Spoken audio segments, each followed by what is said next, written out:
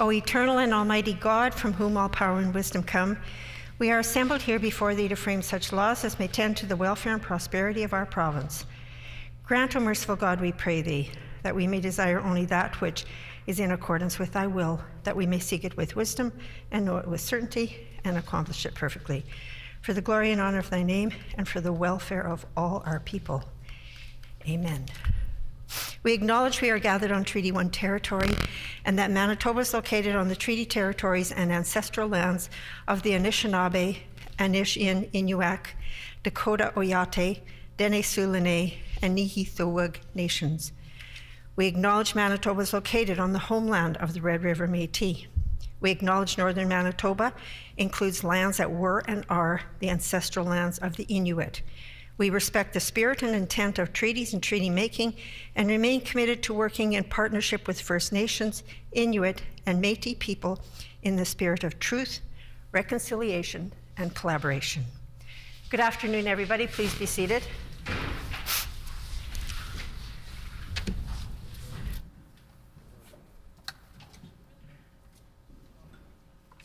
Routine proceedings, introduction of bills. The Honourable Minister of Transportation and Infrastructure. Madam Speaker, I move, seconded by the Minister of Seniors and Long-Term Care, that Bill number 21, the Highway Traffic Amendment and Manitoba Public Insurance Corporation Amendment Act, be now read for the first time.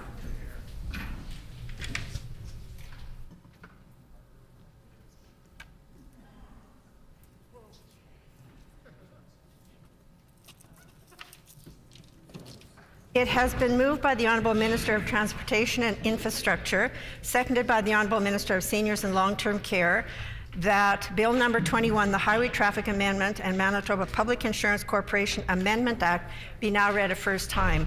The Honourable Minister of Transportation and Infrastructure. Madam Speaker, I'm pleased to introduce Bill number 21, the Highway Traffic Amendment and Manitoba Public Insurance Corporation Amendment Act. This bill will amend the Highway Traffic Act to enable pilot testing of vehicles and devices, including micro-mobility devices like electric kick scooters and low-speed vehicles, on roads, on sidewalks by regulation.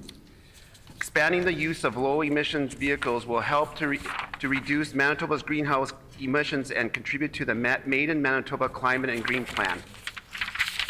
It will also allow municipalities to make bylaws designating shared streets where pedestrians, cyclists, people using recreational equipment, motorists have equal access to roadways subject to rules of use. In addition, the bill makes amendments to the Manitoba Public Insurance Corporation Act to address the insurance requirements of micromobility and low-speed vehicle pilot projects. These changes will allow devices like electric kick scooters at low-speed vehicles to be tested safely while ensuring Manitoba keeps pace with other jurisdictions that are already testing and allowing these devices. Shared streets will also be given by municipalities that the opportunity to let communities connect with safe zones for all road users. Thank you, Madam Speaker.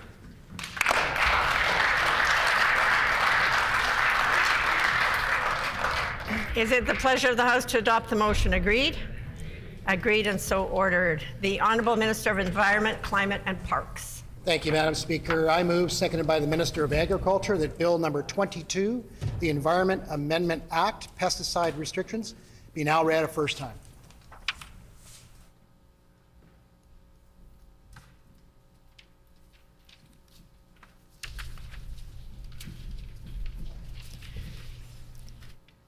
It has been moved by the Honourable Minister of Environment, Climate and Parks, seconded by the Honourable Minister of Agriculture, that Bill number 22, the Environment Amendment Act, Pesticide Restrictions, be now read a first time. The Honourable Minister of Environment, Climate and Parks. Thank you, Madam Speaker. It gives me great pleasure to introduce the Environmental Amendment Act.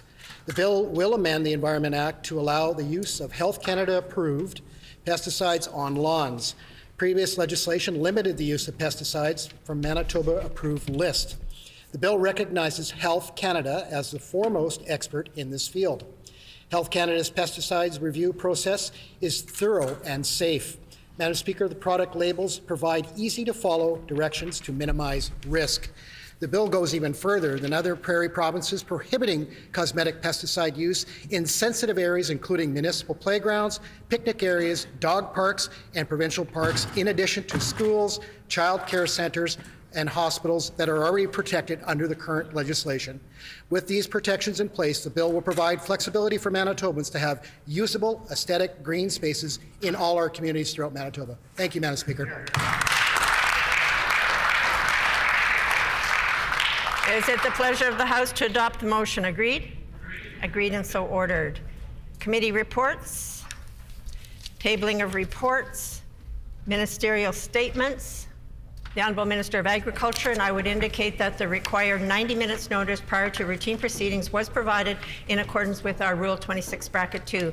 Would the Honourable Minister please proceed with his statement? Thank you, Madam Speaker. I rise in the House today to recognize Canadian Agricultural Safety Week and the challenging work that those in agriculture do every day. Canadian Agriculture Safety Week is an annual campaign that is held in the third week of March of each year. This year, Canadian Agriculture Safety Week will take place from March 13th to March 19th under the theme of Safety is Our Standard, Your Farm, Your Family, Your Success. The aim of this campaign and Canadian Agriculture Safety Week is to bring public awareness to those importance of farm safety. Farms provide a great learning ground for many positive life skills. Living and working on the farm can help to build a positive work ethic, teach responsibility, increase the respect for the land, and much, much more, Madam Speaker. At the same time, it takes time for guidance for everyone, especially children, to recognize and learn about the potential hazards that may exist on a farm. Inspiring farm families and farming communities to think deeply about the importance of safe workplaces every day will continue to forge success in the agricultural industry. The most important part of our farms and ag companies are the people who show up to work every single day, and we need to continue to keep our farm communities and families safe. It is an important week for our Manitoba agriculture industry. I encourage my colleagues to wear their ag safety ribbons and all the Manitobans to learn and participate from March 13th to March 19th. Thank you, Madam Speaker.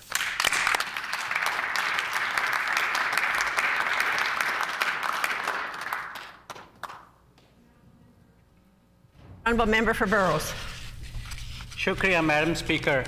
I'm honoured to speak about the Canadian Agricultural Safety Week, as I believe health and safety in agriculture is a top priority. Our farmers are essential to the Canadian way of life. Many of the food on our kitchen tables has been grown right here in Manitoba. However, Canada's agricultural sector is one of the most hazardous industries in which to work. In an average year, Canada mourns the loss of over 100 adults and children due to agricultural fatalities, and many more sustain serious and life-threatening injuries. There are many dangerous elements of agricultural work, such as working with animals, chemicals, machinery, confined spaces, and weather events. That is why this government needs to continue to tackle all aspects of agricultural safety and, most importantly, consult farmers for feedback and advice on what can be done to make the agriculture sector safer.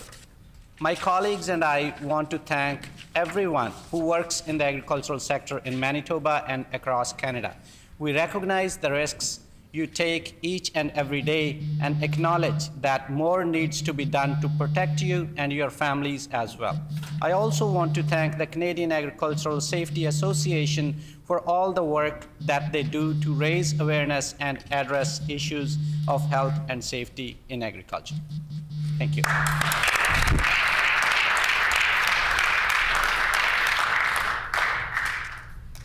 The Honourable Member for River Heights. Madam Speaker, I ask leave to speak to the minister's statement. Does the member have leave to respond to the statement? Leave has been granted. The Honourable Member for River Heights. Madam Speaker, for many years, injury rates and time lost to injury in agriculture have been too high. But the numbers have come down in the last 10 years, which is a good sign. This appears to be because of a combination of improved design of equipment, improved safety standards, and improved handling of chemicals.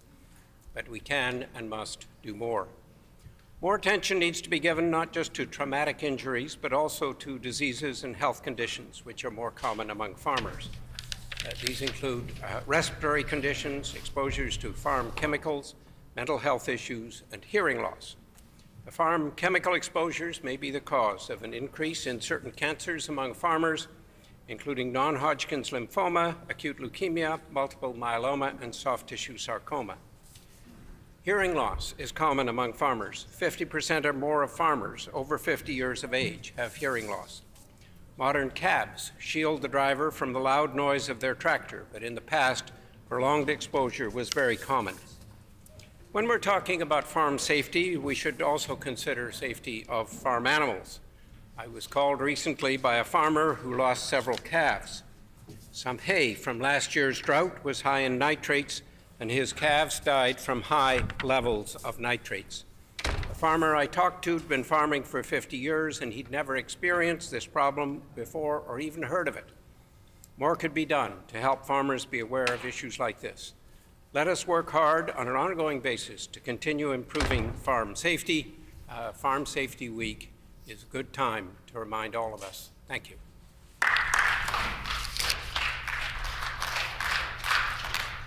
Member statements. The Honourable Minister of Mental Health and Community Wellness.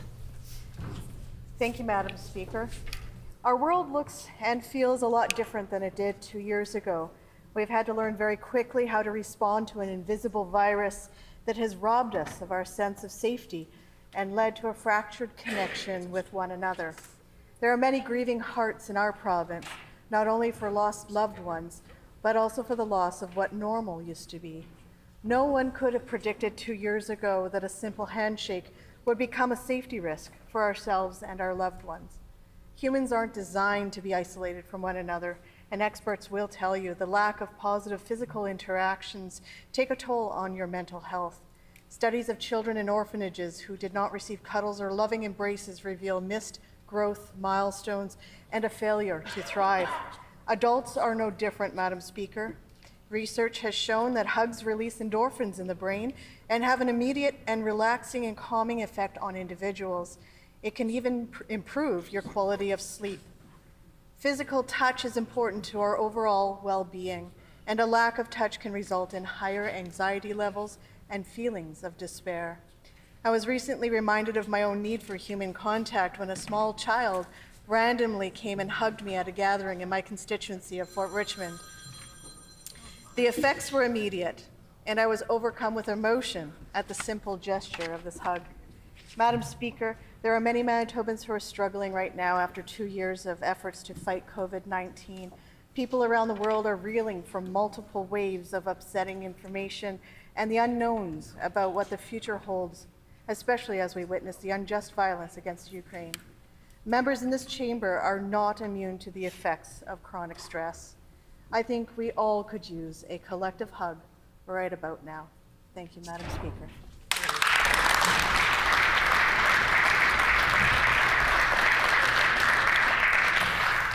The Honourable Member for Union Station. March 12th marked the 2-year anniversary of Manitoba's first case of COVID-19. Since that day, our lives have been forever changed. While I don't think any of us could have imagined what would happen in these 2 years, I know all of us are hopeful that we can soon truly move past the acuity of COVID-19. This pandemic has been hard and even in between waves, unrelenting in how it shaped our lives. There are many people who we can and should continue to thank for their tireless commitment to the well-being of Manitobans, from public servants, scientists, healthcare workers, essential workers, educators, community organizers, small businesses. The list is very long. We thank you. Some say that this pandemic has caused divisions, and while I recognize this crisis exacerbated inequities and exposed deep-rooted issues we should have faced long before March 2020, that isn't the narrative that stands out most to me. The vast majority of people have made good choices, have been there for their neighbors, have shown up for their communities, and have demonstrated the very best of us. We all have stories which highlight how people came together, showed ingenuity, and made it clear that leaving people behind or without what they need isn't an acceptable option. I can certainly think of many examples in Union Station, Community 204, Food for All, Defend Winnipeg, Winnipeg Trails Association, just to name a few. Moving forward, we get to decide what we continue to practice. I think it would serve us best to practice what's most been displayed: compassion, community-mindedness, building solutions beyond the typical boxes so that as we progress, we do so together. Madam Speaker, 1,716 Manitobans have lost their lives to COVID-19. My deepest sympathies to all those who are grieving the loss of a loved one. I ask for leave so that we can observe a moment of silence for the Manitobans we've lost and for their families. Well done.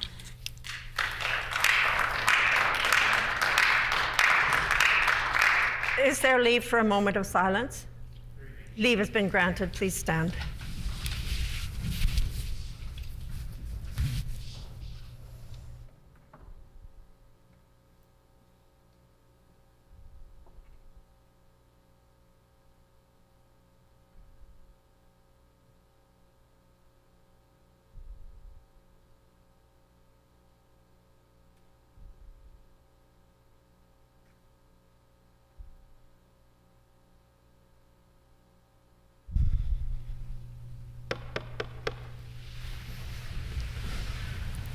The Honourable Member for La Vérendrye.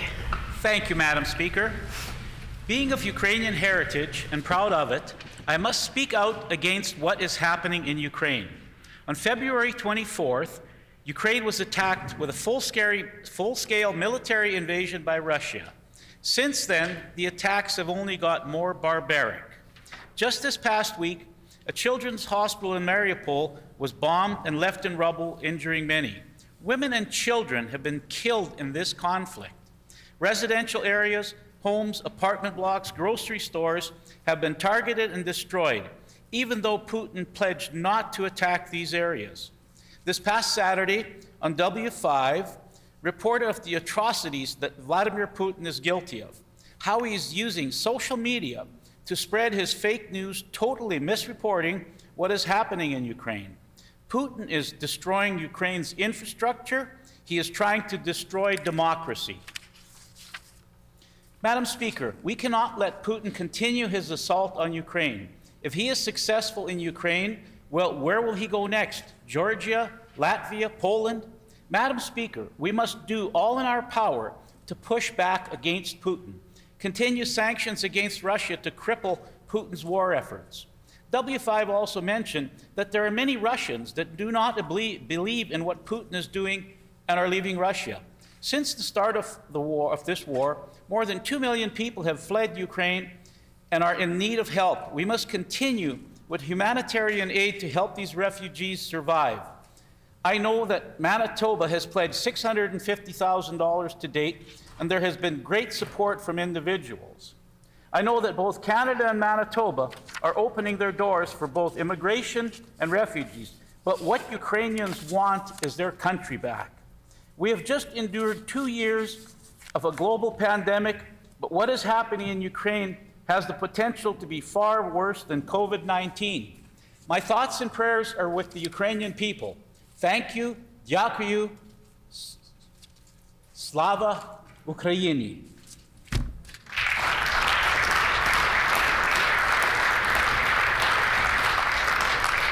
The Honourable Member for the Maples. Thank you, Madam Speaker. I'm pleased to rise in the House today to recognize the wonderful constituent, Andrew and Mary Kuchinowski. Andrew and Mary's great-grandparents came from Ukraine and Poland in the late 1890s to Canada and chose to make Manitoba their home. For many years, Andrew and Mary lived on their family farm and raised their children there. In 2009, they made the choice to buy a home in the Maples and have contributed greatly to the community. Andrew and Mary are both hardworking Manitobans who are now retired, enjoying their time with their grandkids. Prior to COVID-19, they would regularly exercise at the Wellness Center, but during the pandemic, their exercise consisted of long walks in the community. While on these walks, they noticed how much garbage littered the streets. Although littering laws and regulations are in place to reduce litter and the harmful effect on our communities, a simple walk or drive down any street will show you how much litter cover our streets. Andrew and Mary identified this problem, and rather than walking past it, they decided to take a proactive approach in tackling this issue. Every single walk, they collect the litter seen in the community and properly dispose of it, making our streets safer for all. Please join me in thanking Andrew and Mary for their invaluable efforts. Your work does not go unnoticed. Thank you, Madam Speaker.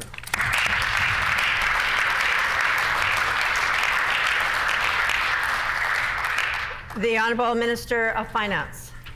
Madam Speaker, I am pleased to stand and update the Legislature on efforts in my constituency to respond to the Russian invasion and aid the humanitarian crisis in Ukraine. Manitoba's Ukrainian community has been rallying in the last number of weeks to assist people in Ukraine. Yevgenia Tatarenko moved to Morden in 2016. She still has family living in Ukraine. She runs a Ukrainian school in Morden and teaches Ukrainian language, history, and culture on Saturdays. She and others in the community banded together to form Help Ukraine, Morden, and Pembina Valley to raise funding and support for civilians and defense efforts in their country. Their first project was sewing Ukrainian flags to raise donation money. 150 flags into that effort, they began receiving humanitarian aid, including medical supplies and donations. $9,000, and 13 days later, the group is setting its sight on an even more ambitious project, sewing thousands of first aid tactical bags for volunteers and paramedic teams on the front lines in Ukraine, with a local plant, a custom sewing plant, offering free labor to assist with those bags. This past Saturday, the organization hosted an artisan fair at 500 Stevens Street, where local artists donated artwork and crafts, and all proceeds were provided to Ukrainian organizations and to help dislocated people. They also accepted donations of clothing, baby food, pet food, and fleece jackets, and of course, Ukrainian flags in exchange for donations.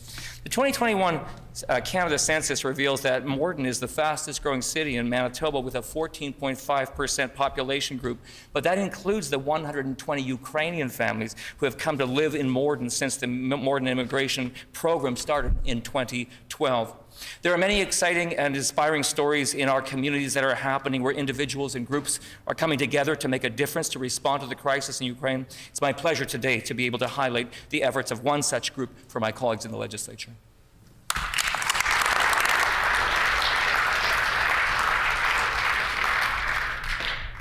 Oral questions. The Honourable Leader of the Official Opposition.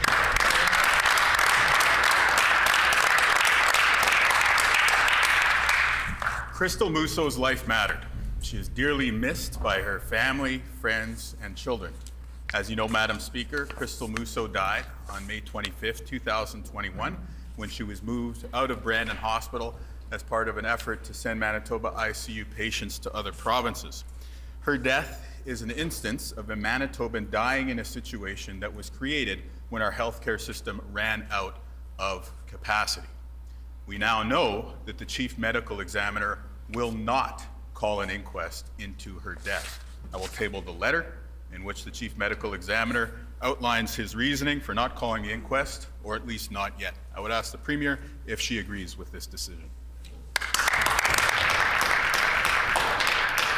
The Honourable First Minister. Well, obviously, our hearts go out to the family members of Crystal.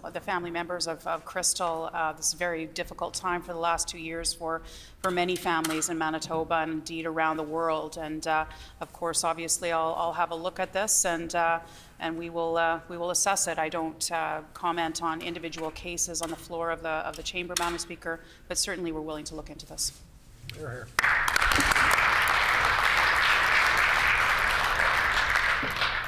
The Honourable Leader of the Official Opposition on a supplementary question. Madam Speaker, the letter from the Chief Medical Examiner leaves many unanswered questions. We know that proper training is important when transporting ICU patients, given how sick they are and how closely both they and the medications being administered them need to be monitored. Now, I asked former Premier Brian Pallister if the staff transporting Crystal Musso had the proper training to care for ICU patients. This is on May 26, 2021. He said, and I quote, "They do, or our health experts would not be using their services," end quote. But the CME letter, Chief Medical Examiner's letter, is conspicuously silent on this point. Will the Premier advise the House if the company transporting Crystal Musso used staff that had the proper training to transport ICU patients? The Honourable First Minister. Thank you very much, Madam Speaker. And of course, I'll, as I said before in my previous answer, we'll look into the matter further. The member is just bringing this forward on the floor of the chamber today. I would have been happy to have looked at it if you wanted to bring it to my attention outside the chamber or to my office. Certainly, we will look into it, Madam Speaker.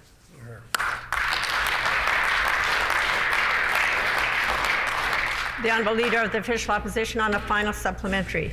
As I said, Madam Speaker, many unanswered questions, which continues to suggest that an inquest is needed in this case.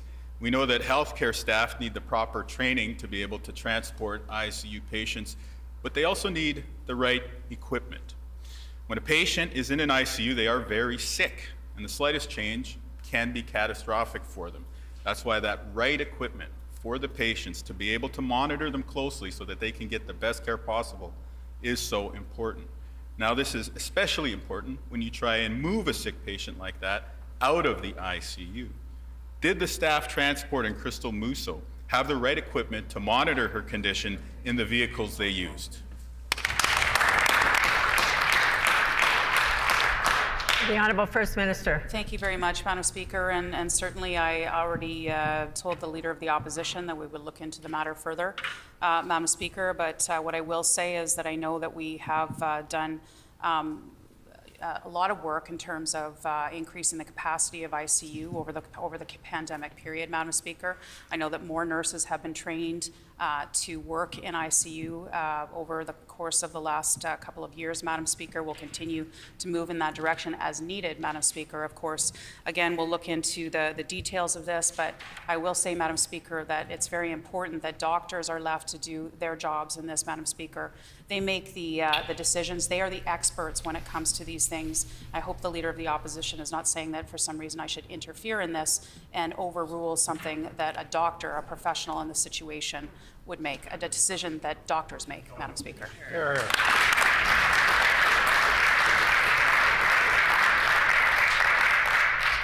The Honourable Leader of the Official Opposition on a new question. Madam Speaker, last May, our hospitals had run out of room. We didn't have the capacity to care for anyone else being sent to an intensive care unit. That's why Crystal Musso was moved from an ICU bed. Now, government, in that situation, hired companies to transport patients out of province. We know that government should conduct due diligence at any time, but when you're talking about moving critically ill patients, the standards that those companies should be held to need to be even higher. The Premier was the health minister at the time these transports were taking place. Can the Premier tell this House if she did the due diligence necessary to ensure medical transportation companies had the proper equipment and training to care for ICU patients? The Honourable First Minister. Madam Speaker, doctors make difficult decisions every day about transferring patients, but they do it based on the best interest of the patient, Madam Speaker. And Madam Speaker, those are decisions that are made by clinicians. Those are decisions made by doctors. It's their professional decision that is made in these instances, and we'll continue to look to those doctors to make those professional decisions. It is not something that the Premier or any elected official should be making. Those are not decisions for us to make. Those are decisions that should be made by medical professionals.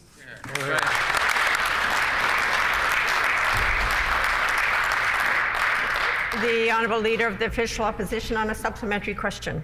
The decision to hire the company that moved the patients was taken by government, and that was a question on the due diligence. The letter that I tabled from the Chief Medical Examiner states that there were several criteria used to determine which of the ICU patients would be transported. He lists these guidelines as 1, the age of the patient, 2, their overall level of health, and 3, the existence of comorbidities. Chief Medical Examiner's letter is very clear about these guidelines. The Premier was the health minister at the time when these criteria were developed and implemented in our province. Is the Chief Medical Examiner correct or incorrect in saying these were the guidelines used to select ICU patients for out-of-province transport? The Honourable First Minister. Thank you very much, Madam Speaker. And I indicated to the member opposite that we would look into the individual case that he is referencing here.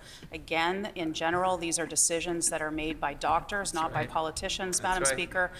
We thank the doctors for the incredible work that they do on a daily basis, Madam Speaker. They make difficult decisions, but these are decisions that are made by professionals, by doctors, Madam Speaker, not by politicians.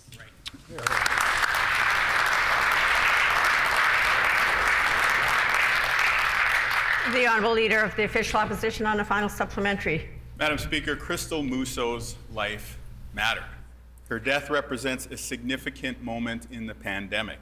It is a clear instance of a Manitoban dying in a situation that came about because our healthcare system ran out of capacity. Now, the government's decision to not call an inquest here is disappointing, but there are still many unanswered questions about her care. We will continue to advocate and ask questions, pushing for answers and demanding justice for Crystal. Will the government listen? Will the Premier commit to justice for Crystal Musso? The Honourable First Minister. Madam Speaker, the decisions around an inquest are made by the Chief Medical Examiner, Madam Speaker, and we will continue to look to that individual for their expertise, Madam Speaker. Again, decisions to move patients around, Madam Speaker, is made by doctors, by clinicians, Madam Speaker. They are the professionals in these situations, not politicians, Madam Speaker. We will continue to take the advice of the professionals, whether it be the doctors or the Chief Medical Examiner in the situation.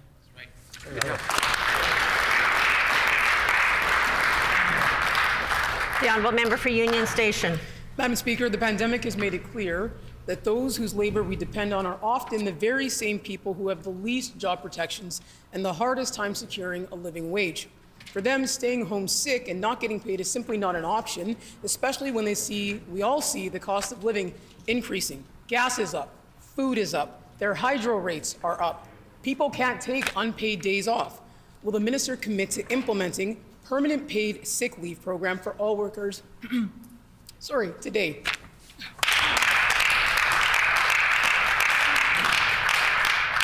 The Honourable Minister of Labour. Thank you, Madam Speaker. I'm pleased to respond to the question opposite. To date, the Manitoba Paid Sick Leave Program has paid out just over $5.9 million in claims to employers, supporting 21,306 employees. The program will wind down at the end of March. Currently, we are consistent with most other provinces, and we're paying close attention to what other jurisdictions are doing.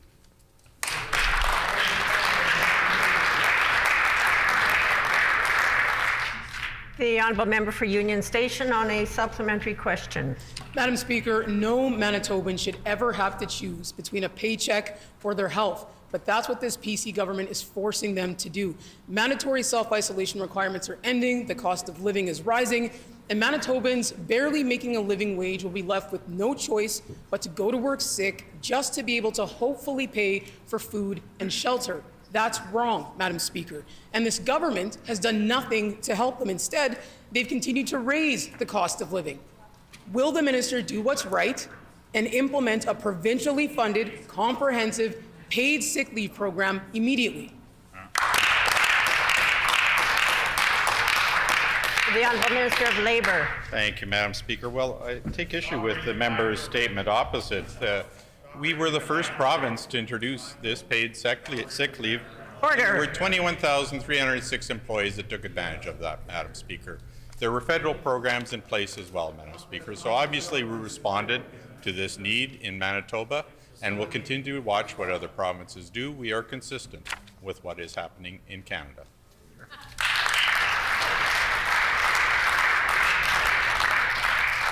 The Honourable Member for Union Station on a final supplementary. Madam Speaker, if this government has learned anything from the pandemic, they should realize that people coming to work while sick will result in more disruptions in the workplace, not less. Paid sick leave results in faster recovery times, greater health outcomes, and better productivity because less people will contract illness. The federal government has realized this, BC has realized this, and implemented a paid sick leave program for both full-time and part-time employees. Will the minister do what's right? Implement a paid sick leave program for Manitobans today.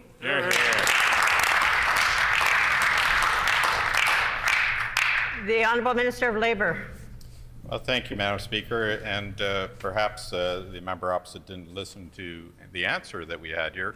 $5.9 million, Madam Speaker, that was used for Manitoba taxpayers to help with paid sick leave.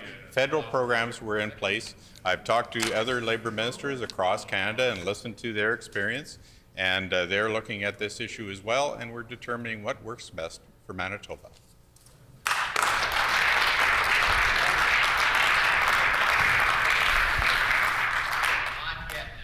I would ask the clerks to please stop the clock. We have a guest in our gallery that I would like to introduce to you. We have the Honourable Ahmed Hussein, the Minister of Housing and Diversity and Inclusion from our federal counterparts in Ottawa, and we welcome him and his staff to the Legislative Assembly.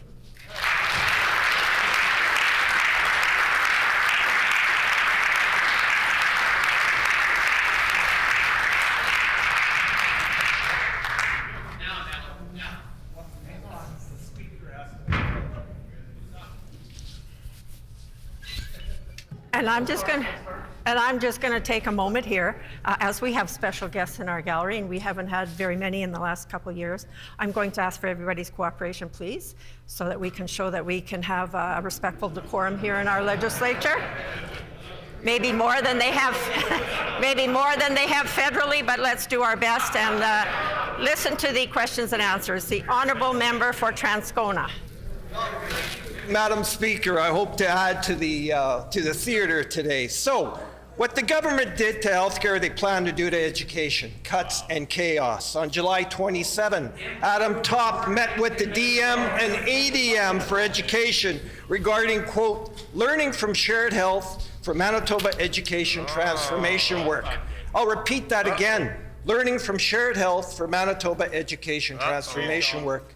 And I'll table the FIPA for the House. The minister and his staff are trying to find the best way to spin Manitobans of their cuts.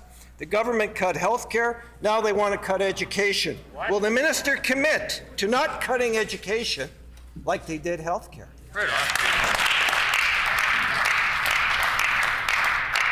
The Honourable Minister of Education. Thank you, Madam Speaker. It gives me great opportunity and pleasure to rise in the House today to put some factual information on the record, Madam Speaker. Please do. So the member opposite, unfortunately, is using his time to put misinformation on the record, Madam Speaker. We on this side of the House, Madam Speaker, have increased education funding to school divisions by almost $120 million, Madam Speaker. That's not cut. Not counting the $80 million in one-time funding that we provided them for the 21-22 school year, plus the $77 million, what we've included for the upcoming 22-23 school year. Madam Speaker, that's more, not less. That's right.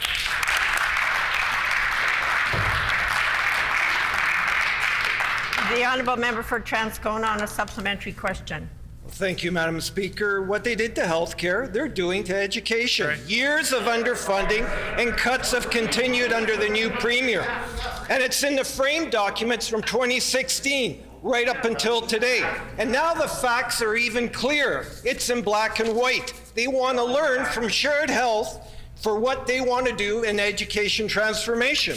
And what they did to healthcare, they're planning to do for education. Cuts, more cuts, and control at the cabinet table. And we've seen how these cuts have worked out for Manitobans the past 2 years. Will the minister then commit to not cutting education like they did healthcare? Yeah, good. The Honourable Minister of Education. Thank you, Madam Speaker. And again, it's unfortunate that the member who is an educator himself as well would stand up in the House today and put misinformation on the record, Madam Speaker. We're talking about over $320 million just in the last 2 years alone, Madam Speaker, to our education funding. That's a 17.2% increase, Madam Speaker. In addition to that, the member comes into the House after years and years of NDP mismanagement, comes into the House and starts telling us that we should be doing what they never did. Well, Madam Speaker, we're actually bringing forward a funding review, and we're going to have that all ready to go for the 23-24 school year, Madam Speaker.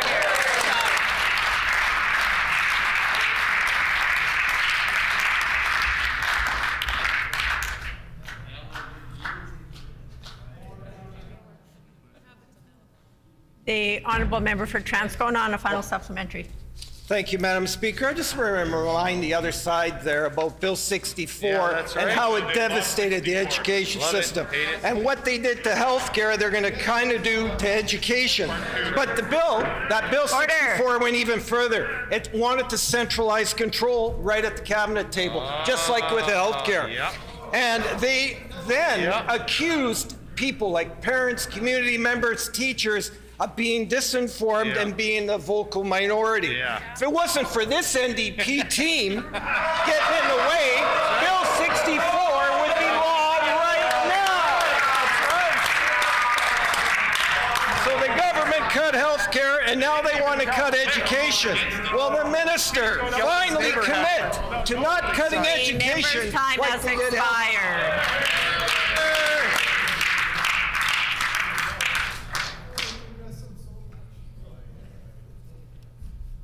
The Honourable Minister of Education. Thank you, Madam Speaker. And it is absolutely laughable when a member of the NDP side talks about anything in regards to team. I'm not sure which of the 17 or 18 separate teams he's talking about over there, Madam Speaker. Maybe it is even the leader of the opposition, one of the ones that had his hand on Sellinger's shoulder and the knife in the back, Madam Speaker. I'm not sure which team he's talking about over there. But Madam Speaker, on this side of the House, we're going to continue to make sure that we're working collaboratively with our education partners, stakeholders across the province of ours, Madam Speaker. That's why we're collaborating with our stakeholders, partners, about the funding review and making sure that we are providing fair, equitable funding to our school division.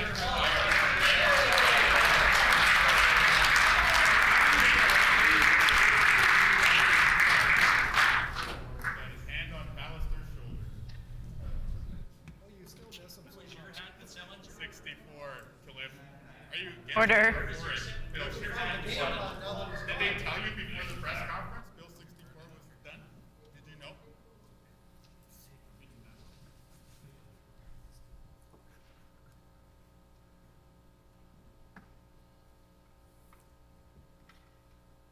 The Honourable Member for Fort Garry. Madam Speaker, there's not enough people evaluating applications through the provincial nominee program. They do good work, but given the current demands from Ukraine and around the world, there's nowhere near enough to keep up. This government should know the situation is getting more dire in the Ukraine by the moment. 3 million Ukrainians have fled, mostly women and children. We need more resources to ensure nominees are processed as soon as possible. Will the Minister and the Premier commit to additional staff dollars so we can get these nominees here sooner?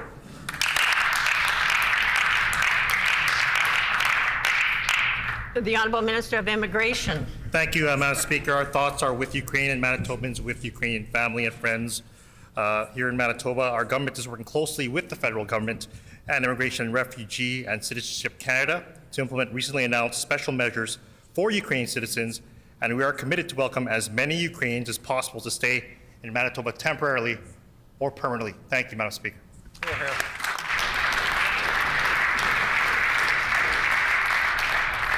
The Honourable Member for Fort Garry on a supplementary question. Madam Speaker, obviously we are thankful for this government's thoughts and prayers, but women and children and innocent civilians are dying by the thousands. There's now over 3 million who have been displaced. We need more than thoughts and prayers. We need action from this government. We're seeing Saskatchewan take action. We're seeing Alberta take action. Where is this government? Will the Minister and the Premier announce substantial additional funding for resettlement services today?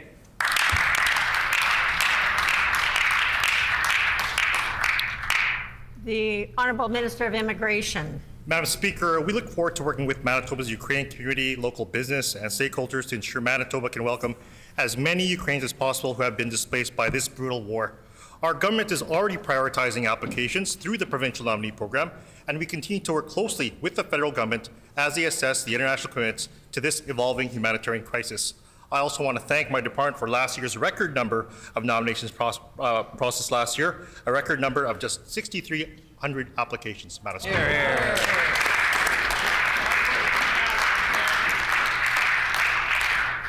The honourable member for Fort Garry on a final supplementary. While people are dying, this minister wants to pat himself on the back. Manitobans want action. They are demanding action from this government.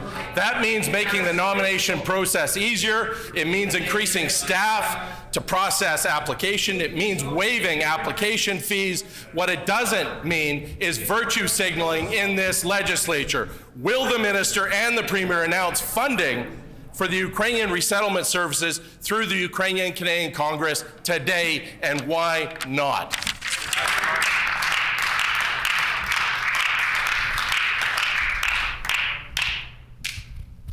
The Honourable Minister of Immigration. Thank you, Madam Speaker. I was proud to stand alongside our Premier when she did announce the additional $500,000, now totaling $650,000 in funding to support the Ukrainian-Canadian Council, Manitoba Provincial Council, and its organizations in the effort to assist families. Madam Speaker, with the global situation that we are in with respect to this situation in Ukraine, a Deputy Steering Committee has been formed for initial planning on the best ways to accommodate those affected by this unfortunate situation. As well, I'm very happy that a Ukraine Special Measures draw in our Provincial Nominees Program's website has been updated and is in place to expedite those wishing to come to our province. Thank you, Madam Speaker. You can find that at immigratemanitoba.com. Thank you, Madam Speaker.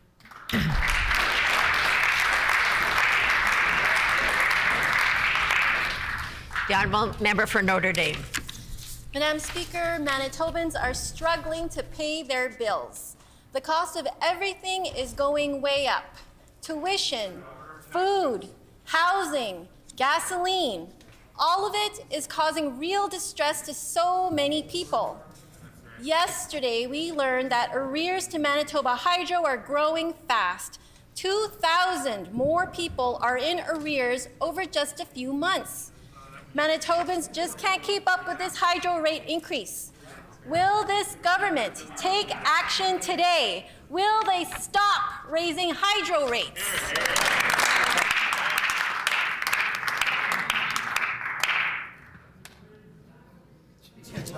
Well, Madam Speaker, this government welcomes any question from the NDP on the subject of affordability and standing up for Manitobans. So while they chirp from that side, I will remind all Manitobans that we just last year reduced the education property tax credit and returned almost $250 million into the hands of Manitoba families and business owners and agricultural families and companies.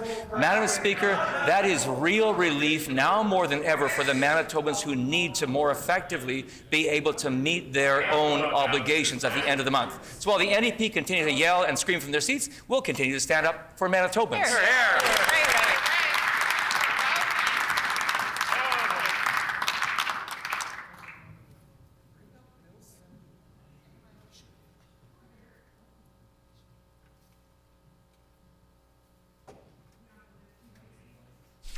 Madam Speaker, The honourable member for Notre Dame on a supplementary question. Madam Speaker, decisions of this government are leaving hundreds of thousands of Manitobans behind. This government directed wage freezes. They gave just a nickel to the minimum wage, but inflation is over 5%. The amount in arrears at Hydro has grown by $5 million in just the last few months. 2,000 additional Manitobans can't pay their Hydro bill. Action is needed for the many Manitobans struggling to get by. Will this government take action and stop raising hydro rates like Brian Pallister did?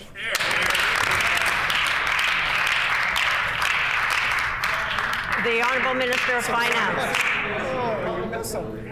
The Honourable Minister of Finance. Well, it seems like there are changes on the other side, Madam Speaker, so I want to welcome the new hydro critic to her role. And then I'd like to respond by saying, Madam Speaker, it is a complete disconnect that the former NDP, who knows they meddled in the construction of Kiosk and Bipole 3 and the Minnesota-Manitoba transmission line, these projects were billions of dollars over budget. And Madam Speaker, now it's every Manitoban who holds the obligation to be able to continue to help Manitoba Hydro be stable. So while that party continues to stick its head in the sand all these years after, Manitobans know the truth and will continue to work towards low rates for Manitobans and stability for Manitoba Hydro. Hear, hear. That's great.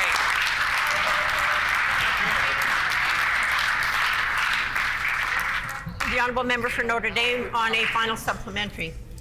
Madam Speaker, 2,000 additional Manitobans have gone into arrears on their hydro in the last few months.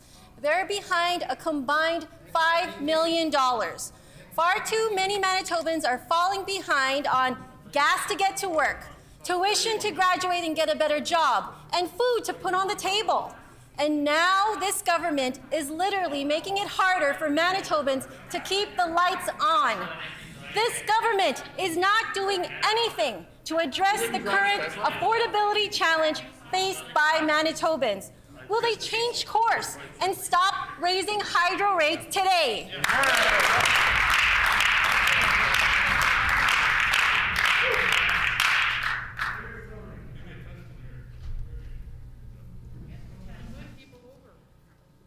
Yeah.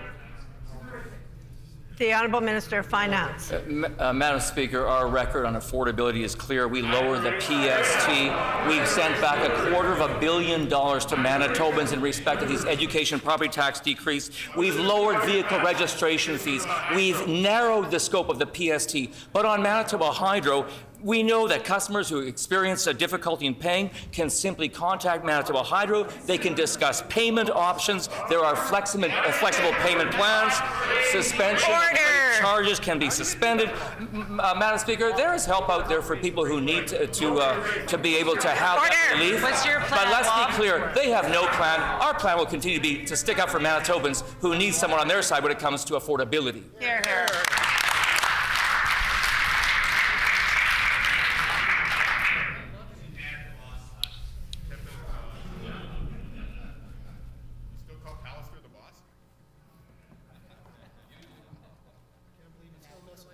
Yeah, at least one of them's honest.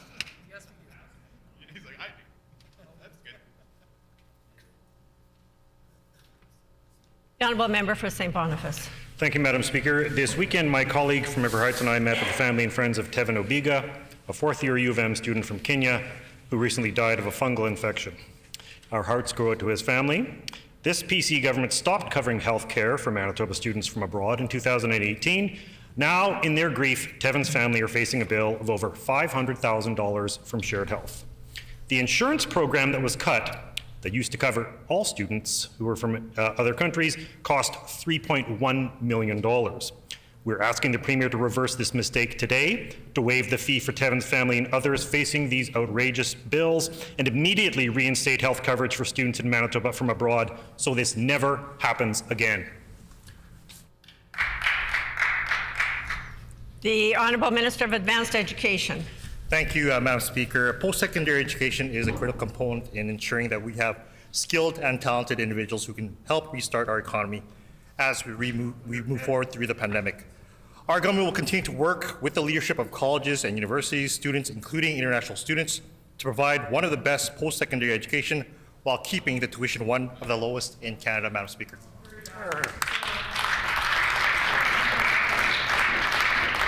The Honourable Member for St. Boniface on a supplementary question. Madam Speaker, it's easy not to care and it's cheap, but for the people being written off, it has a terrible cost. All these so-called international students have one thing in common. They're Manitobans. They live here, they work here, they pay taxes here, many have family and community, and they certainly have friends here. These students are the single biggest pool of future immigrants to Manitoba, and they want to live here as Canadians, not as a profit centre for Shared Health. Will this government accept the challenge, in honour of Tevin, immediately reinstate health insurance for Manitoba students from abroad so not one more Manitoban and their family has to endure the threat of crushing debt being added to the burden of their grief? The Honourable Minister of Advanced Education. Madam Speaker, the stream from coming here as an international student and then applying to our successful provincial nominee program has been a very common theme for many of them who come here to Manitoba. Many of them bring talent and skills and are making Manitoba their home. Manitoba is the home of hope, and we will continue to welcome people and around the world, including international students. The reason why they come here, I was in Providence College just this weekend, and they're very happy that we keep one of the lowest tuition fees in Western Canada. Thank you, Madam Speaker.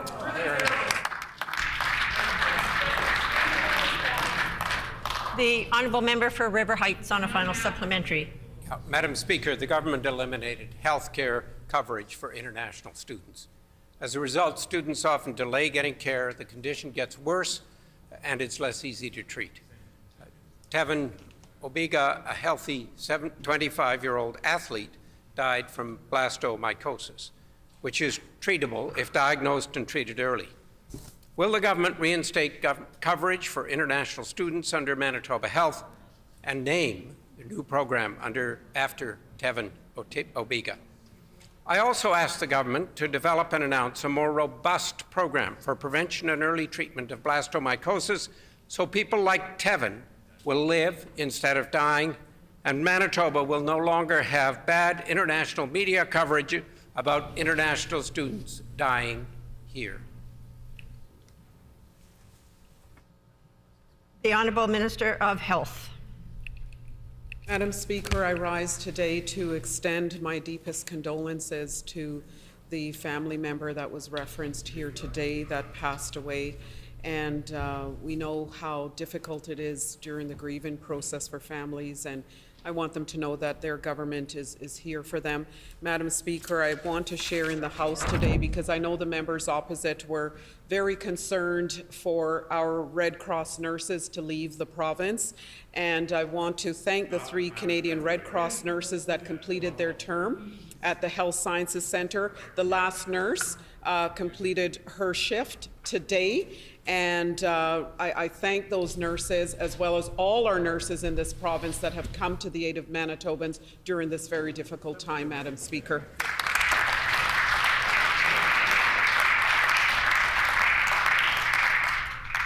The Honourable Member for Borderland.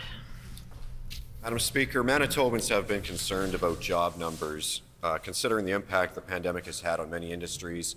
And I'm aware of a recent announcement with WestJet about returning local jobs, as well as a positive February 22 job market survey. Can the Minister of Economic Development, Investment and Trade inform the House on the impact that the reopening efforts have had on the unemployment rate, and how does Manitoba compare to other jurisdictions?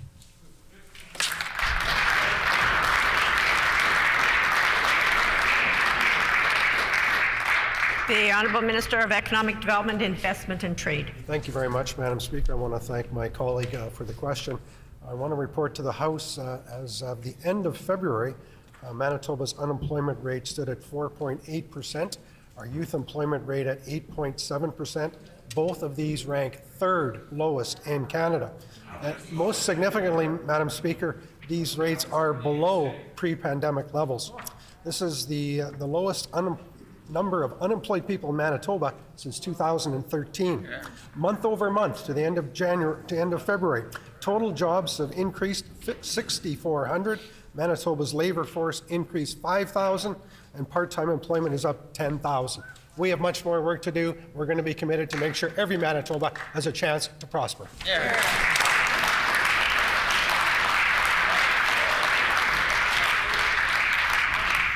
The Honourable Member for Point Douglas. Miigwech, Madam Speaker. We know that in order to tackle the addictions crisis in this province, everyone needs access to shared data openly and transparently. But this PC government is not, and it's impacting shareholders' ability, including the City of Winnipeg, to help tackle the addictions crisis that this government is refusing to address. Will the minister begin sharing data on drug use and overdose deaths openly and transparently today? The Honourable Minister of Mental Health and Community Wellness. Thank you, Madam Speaker, and I appreciate the question coming from the member opposite. And the member will know that the information that comes out of the Office of the Medical Examiner is made public, but it goes through a process, and it will go first to the Department of Health, and then it will come to my office as it pertains to overdose deaths. And we have always been transparent and open with those numbers. We will continue to be so. Madam Speaker, in terms of our investments in harm reductions, $2.8 million for a sobering center in Thompson in 2020. We have descheduled naloxone, so it can now be distributed by retailers and bought without a prescription. Madam Speaker, we have also invested $428,000 in a clinic community health mobile withdrawal unit. The member's time has expired. The honourable member for Point Douglas on a supplementary question. Miigwech, Madam Speaker. The investments the minister speaks about is not enough. The numbers in this province are continuing to rise. In 2020, we saw an 87% increase in overdose deaths. Just this year, or last year, Arlene Blas-Kobe had to get those numbers from the medical examiner, which revealed 199 deaths in just 6 months. So the minister has access to those numbers. And this government can actually put those numbers on a website like the federal government does. It's shameful to look at that database and to see that Manitoba is the only province that doesn't put those numbers out there. So I'll ask the minister again, when will she begin being transparent on those numbers and putting them on a website and letting the public know what drugs people are overdosing in this province on? The Honourable Minister of Mental Health and Community Wellness. Thank you, Madam Speaker. And really what the member is stating is that we have been transparent. What she's asking for is a different method in order to share information. Madam Speaker, I'm happy to sit down with the member and talk about all the different aspects that we can work on together to help those who are dealing with mental health and addictions issues. And I have offered that to the member. I hope that she takes me up on that offer to sit down and have a discussion. Please do that. Thank you.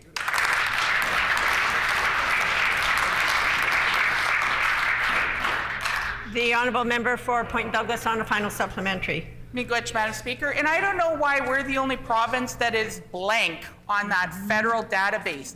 This minister is saying that that's a different way of being transparent. Why is all the other provinces reporting that data, but we're not? And unfortunately, families are having to get that data. They're being transparent. Our city of Winnipeg is working together and being transparent. They've actually asked this PC government to work together with them to make sure that community is aware of how many deaths are going on and what drug people are overdosing on, so that people can make informed decisions. And frontline workers can give those people that are coming in that are known drug users the information that they need. So I'll again ask, will this minister publicly report on overdose deaths and the drug being overdosed on? Time has expired. The Honourable Minister for Mental Health and Community Wellness. Thank you, Madam Speaker. I'm happy to hear that the member opposite agrees with me that we should be working collaboratively with all levels of government in order to tackle the mental health and addictions issues that all jurisdictions are facing. Madam Speaker, I would say that Manitobans would have said that nothing or not enough has been done in the 17 years that the member opposite's party was in government. Madam Speaker, we introduced RAM clinics here in Manitoba.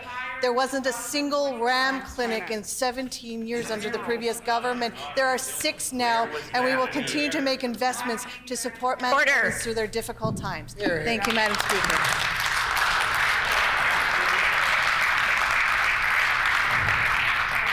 The Honourable Member for the Maples. Thank you, Madam Speaker. There's still time to change the course.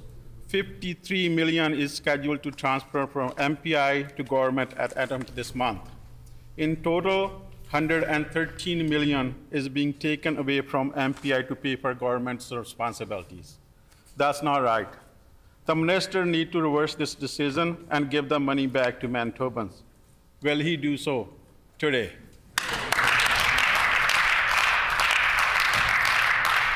The Honourable Minister of Justice. Thank you very much, Madam Speaker. I know that the way that the former NDP government established and put the driver's vehicle portion into MPI was a challenge, Madam Speaker, and we continue to deal with that challenge. But I am glad to say that MPI had a good year because drivers had a good year, and they've done well over the last couple of years, and that is why Manitoba Public Insurance was able to return $300 million to drivers in Manitoba. Madam Speaker, I know that was money that was well received and it was welcome in this difficult time, Madam Speaker, and we look forward to more good news from Manitoba Public Insurance in the future.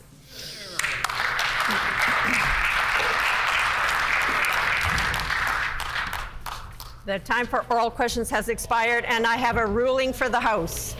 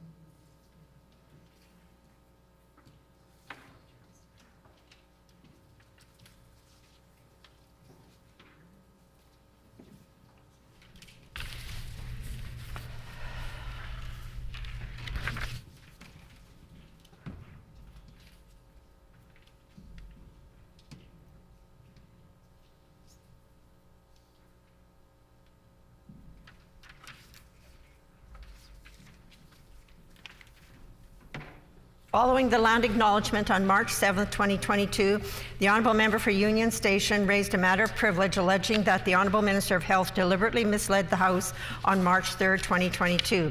Specifically, the member alleged that the minister stated that the Diagnostic and Surgical Recovery Task Force would be providing an update on March 4, 2022, but that update did not occur.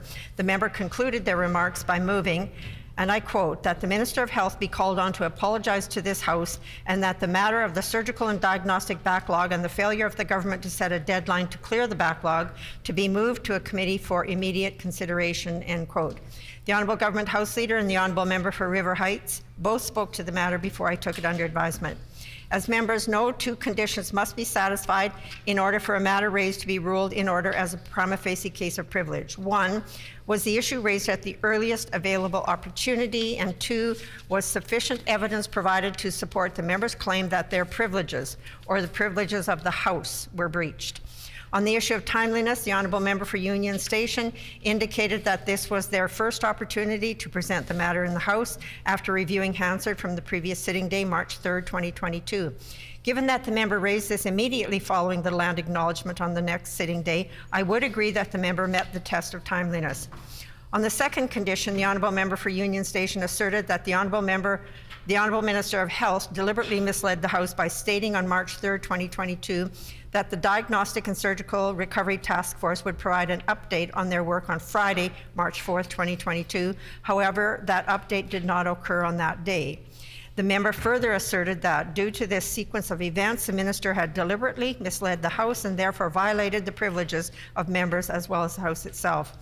First on this point, noted parliamentarian authority Joseph Mango advises on page 241 of the second edition of Parliamentary Privilege in Canada that, and I quote, to allege that a member has misled the House is a matter of order rather than privilege, end quote.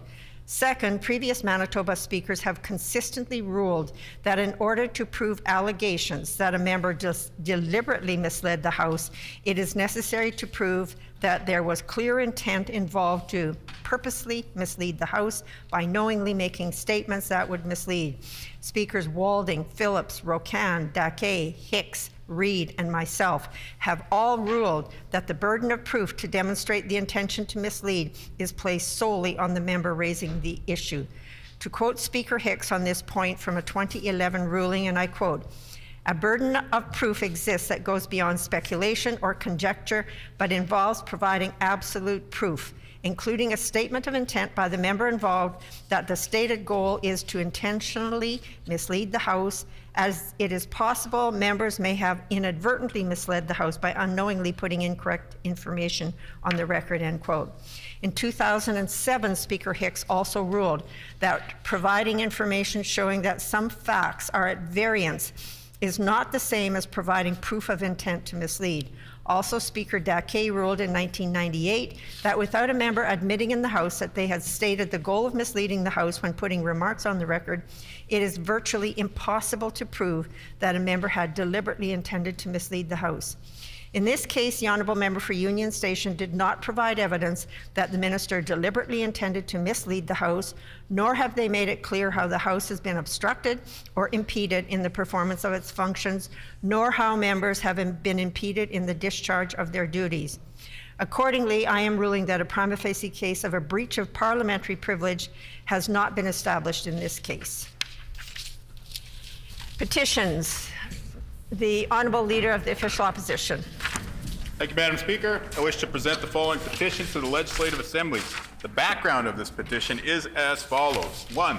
The population of those aged 55 plus has grown to approximately 2,500 in the City of Thompson. 2. A large percentage of people in this age group require necessary medical foot care and treatment.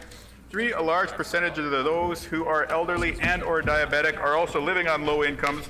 4. The Northern Regional Health Authority, NRHA, previously provided essential medical foot care services to seniors and those living with diabetes until 2019, then subsequently cut the program after the last 2 nurses filling those positions retired. 5. The number of seniors and those with diabetes has only continued to grow in Thompson and surrounding areas. 6. There is no adequate medical care available in the city and region, whereas the City of Winnipeg has 14 medical foot care centers. 7. The implications of inadequate or lack of podiatric care can lead to amputation. Order. 8. The City of Thompson also serves as a regional healthcare service provider, and the need for foot care extends beyond just those served in the capital city of the province. We petition the Legislative Assembly of Manitoba as follows to urge the provincial government to provide the services of 2 nurses to restore essential medical foot care treatment to the City of Thompson effective April 1, 2022. This petition has been signed by Abigail Church, Mark Church, Aaron Vaught, and many other Manitobans. In accordance with our Rule 132(6), when petitions are read, they are deemed to be received by the House. The Honourable Member for St. John's. I wish to present the following petition to the Legislative Assembly. The background to this petition is as follows. 1. Manitoba women, girls, two-spirit, genderqueer, non-binary, and trans persons deserve to be safe and supported when accessing abortion services. 2. Limited access to effective and safe abortion services contributes to detrimental outcomes and consequences for those seeking an abortion, as an estimated 25 million unsafe abortions occur worldwide each year. 3. The provincial government's reckless healthcare cuts have created inequity within the healthcare system, whereby access to the abortion pill, mifegammiso, and surgical abortions are less accessible for northern and rural individuals than individuals in southern Manitoba, as they face travel barriers to access the handful of non-urban healthcare professionals who are trained to provide medical abortions. 4. For over 5 years and over the administration of 3 failed health ministers, the provincial government operated under the pretense that reproductive health was not the responsibility of the Minister of Health and Seniors Care, and shifted the responsibility to a secretariat with no policy, program, or financial authority within the healthcare system. For over 4 years, the provincial government the provincial government has refused to support Bill 200, the Safe Access to Abortion Services Act, which will ensure the safety of Manitoba women, girls, two-spirit, genderqueer, non-binary, and trans persons accessing abortion services, and the staff who provide such services, by establishing buffer zones for anti-choice Manitobans around clinics. We petition the Legislative Assembly of Manitoba as follows: to urge the provincial government to immediately ensure effective and safe access to abortion services for individuals regardless of where they reside in Manitoba, and to ensure that buffer zones are immediately legislated. Signed by many Manitobans.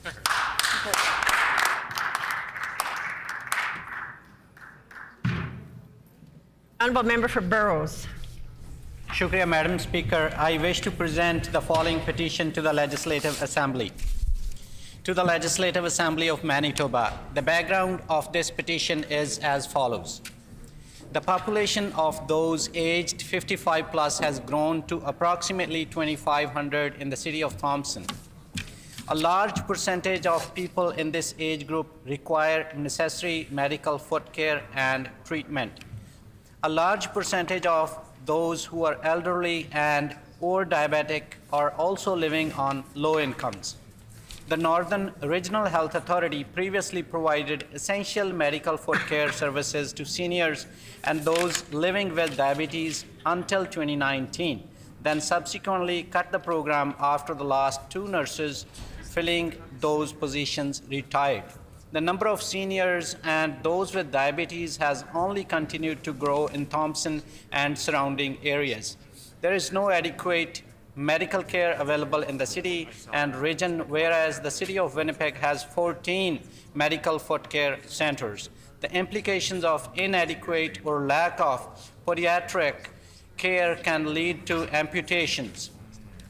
The city of Thompson also serves as a regional healthcare service provider, and the need for foot care extends beyond just those served in the capital city of the province. We petition the Legislative Assembly of Manitoba as follows: to urge the provincial government to provide the services of 2 nurses to restore essential medical foot care treatment to the city of Thompson effective April 1st, 2022. And this petition has been signed by many Manitobans. Thank you. The Honourable Member for Kiiwetinoong. Speaker, I wish to present the following petition to the Legislative Assembly. To the Legislative Assembly of Manitoba, the background of this petition is as follows. 1. The population of those aged 55 plus has grown to approximately 2,500 in the city of Thompson. 2. A large percentage of people in this age group require necessary medical foot care and treatment. 3. A large percentage of those who are elderly and or diabetic are also living on low incomes.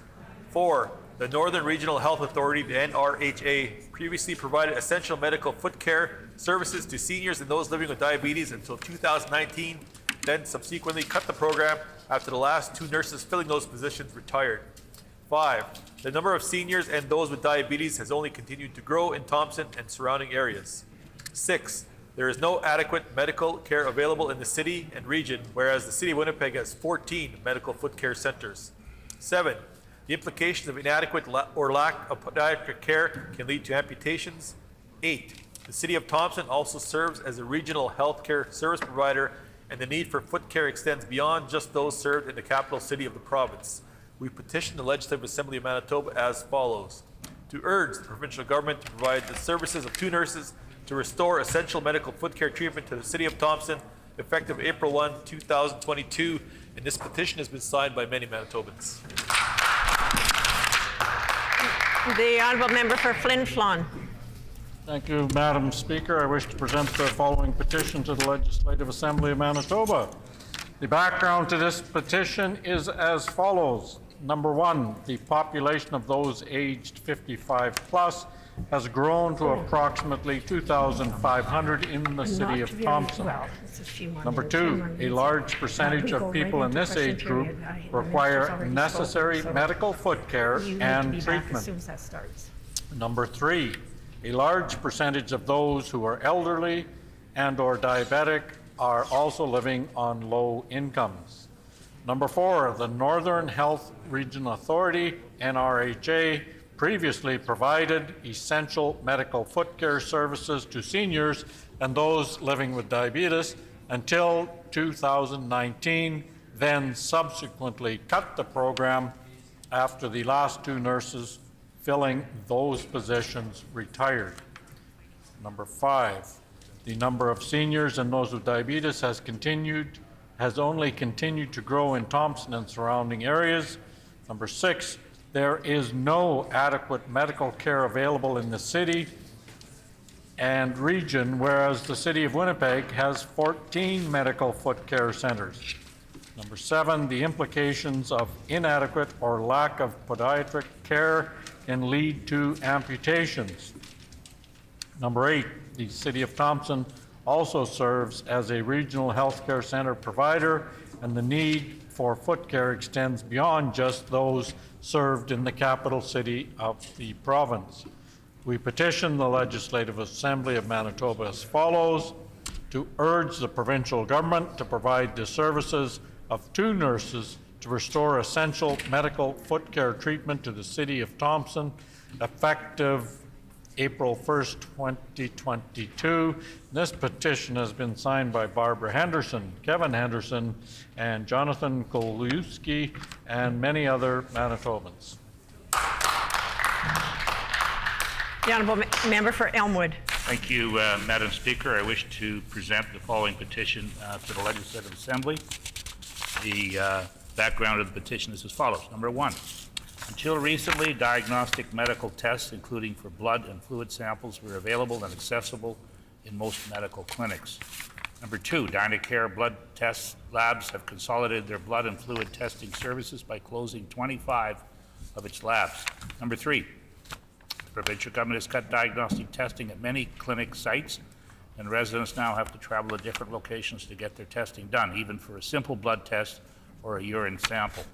Number 4, further travel challenges for vulnerable and elderly residents in Northeast Winnipeg may result in fewer tests being done or delays in testing with the attendant effects of increased healthcare costs and poor individual patient outcomes. Number 5, COVID-19 emergency rules have resulted in long outdoor lineups, putting vulnerable residents at further risk in extreme weather, be it hot or cold. Moreover, these long lineups have resulted in longer wait times for services and poorer service in general. Number 6, Manitoba residents value the convenience and efficiency of the healthcare system when they're able to give their blood samples at the time of the doctor visit. We petition the Legislative Assembly of Manitoba as follows: to urge the provincial government to immediately demand Dynacare maintain all of the phlebotomy blood sample sites prior to the COVID-19 public health emergency, and allow all Manitobans to get their blood and urine tests done when they're visiting their doctor, thereby facilitating local access to blood testing services. The petition is signed by many, many Manitobans. The Honourable Member for River Heights. Madam Speaker, I wish to present the following petition to the Legislative Assembly. The background to this petition is as follows. The Vivian Sands project is a proposed silica sand mine and processing plant to be built in the arm of Springfield. The overall project includes mining claims of over 85,000 hectares, making it the largest claim ever given to a single company in Manitoba's history. It's larger than the city of Winnipeg, which is 46,410 hectares. The amount of dry, solid sand mined produced per year, according to the EAP, is 1.36 million tons, and much of the sand will be used in fracking. A major concern of the proposed mine and plant is that if developed, it could contaminate the Sandilands aquifer, including both carbonate and sandstone aquifers, which covers much of southeastern Manitoba. It has excellent water quality and is the water source for tens of thousands of Manitobans, including many municipal water systems, agriculture, industry, private wells, and an abundance of wildlife and ecosystems. Further, people in the Indigenous communities that are potentially affected by this were not afforded the required Indigenous consultation from either federal or provincial government officials. The sustainable yield of the combined sandstone and carbonate aquifers has still not yet been established by provincial authorities. The mine could cause leaching of acid and heavy metals and pollute the aquifer, as it will go down 200 feet into the Winnipeg formation of the sandstone aquifer.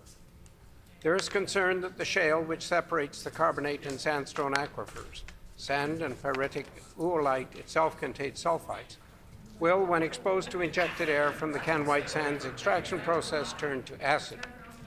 An additional concern with the proposed mine and plant is the potential to pollute the Broken Head River and the aquatic food chain leading to Lake Winnipeg. Residents in the area have also expressed fears of being overexposed to silica dust during production, as there have been a demonstrated lack of safety and environmental procedures by the Can White Sands Corporation during the exploratory drilling phase. Signage and fencing has been poor. Identifying unrequired mine claim tags were missing. There were no warnings for silica dust exposure and no coverings to prevent exposure of the silica stockpiles to the elements.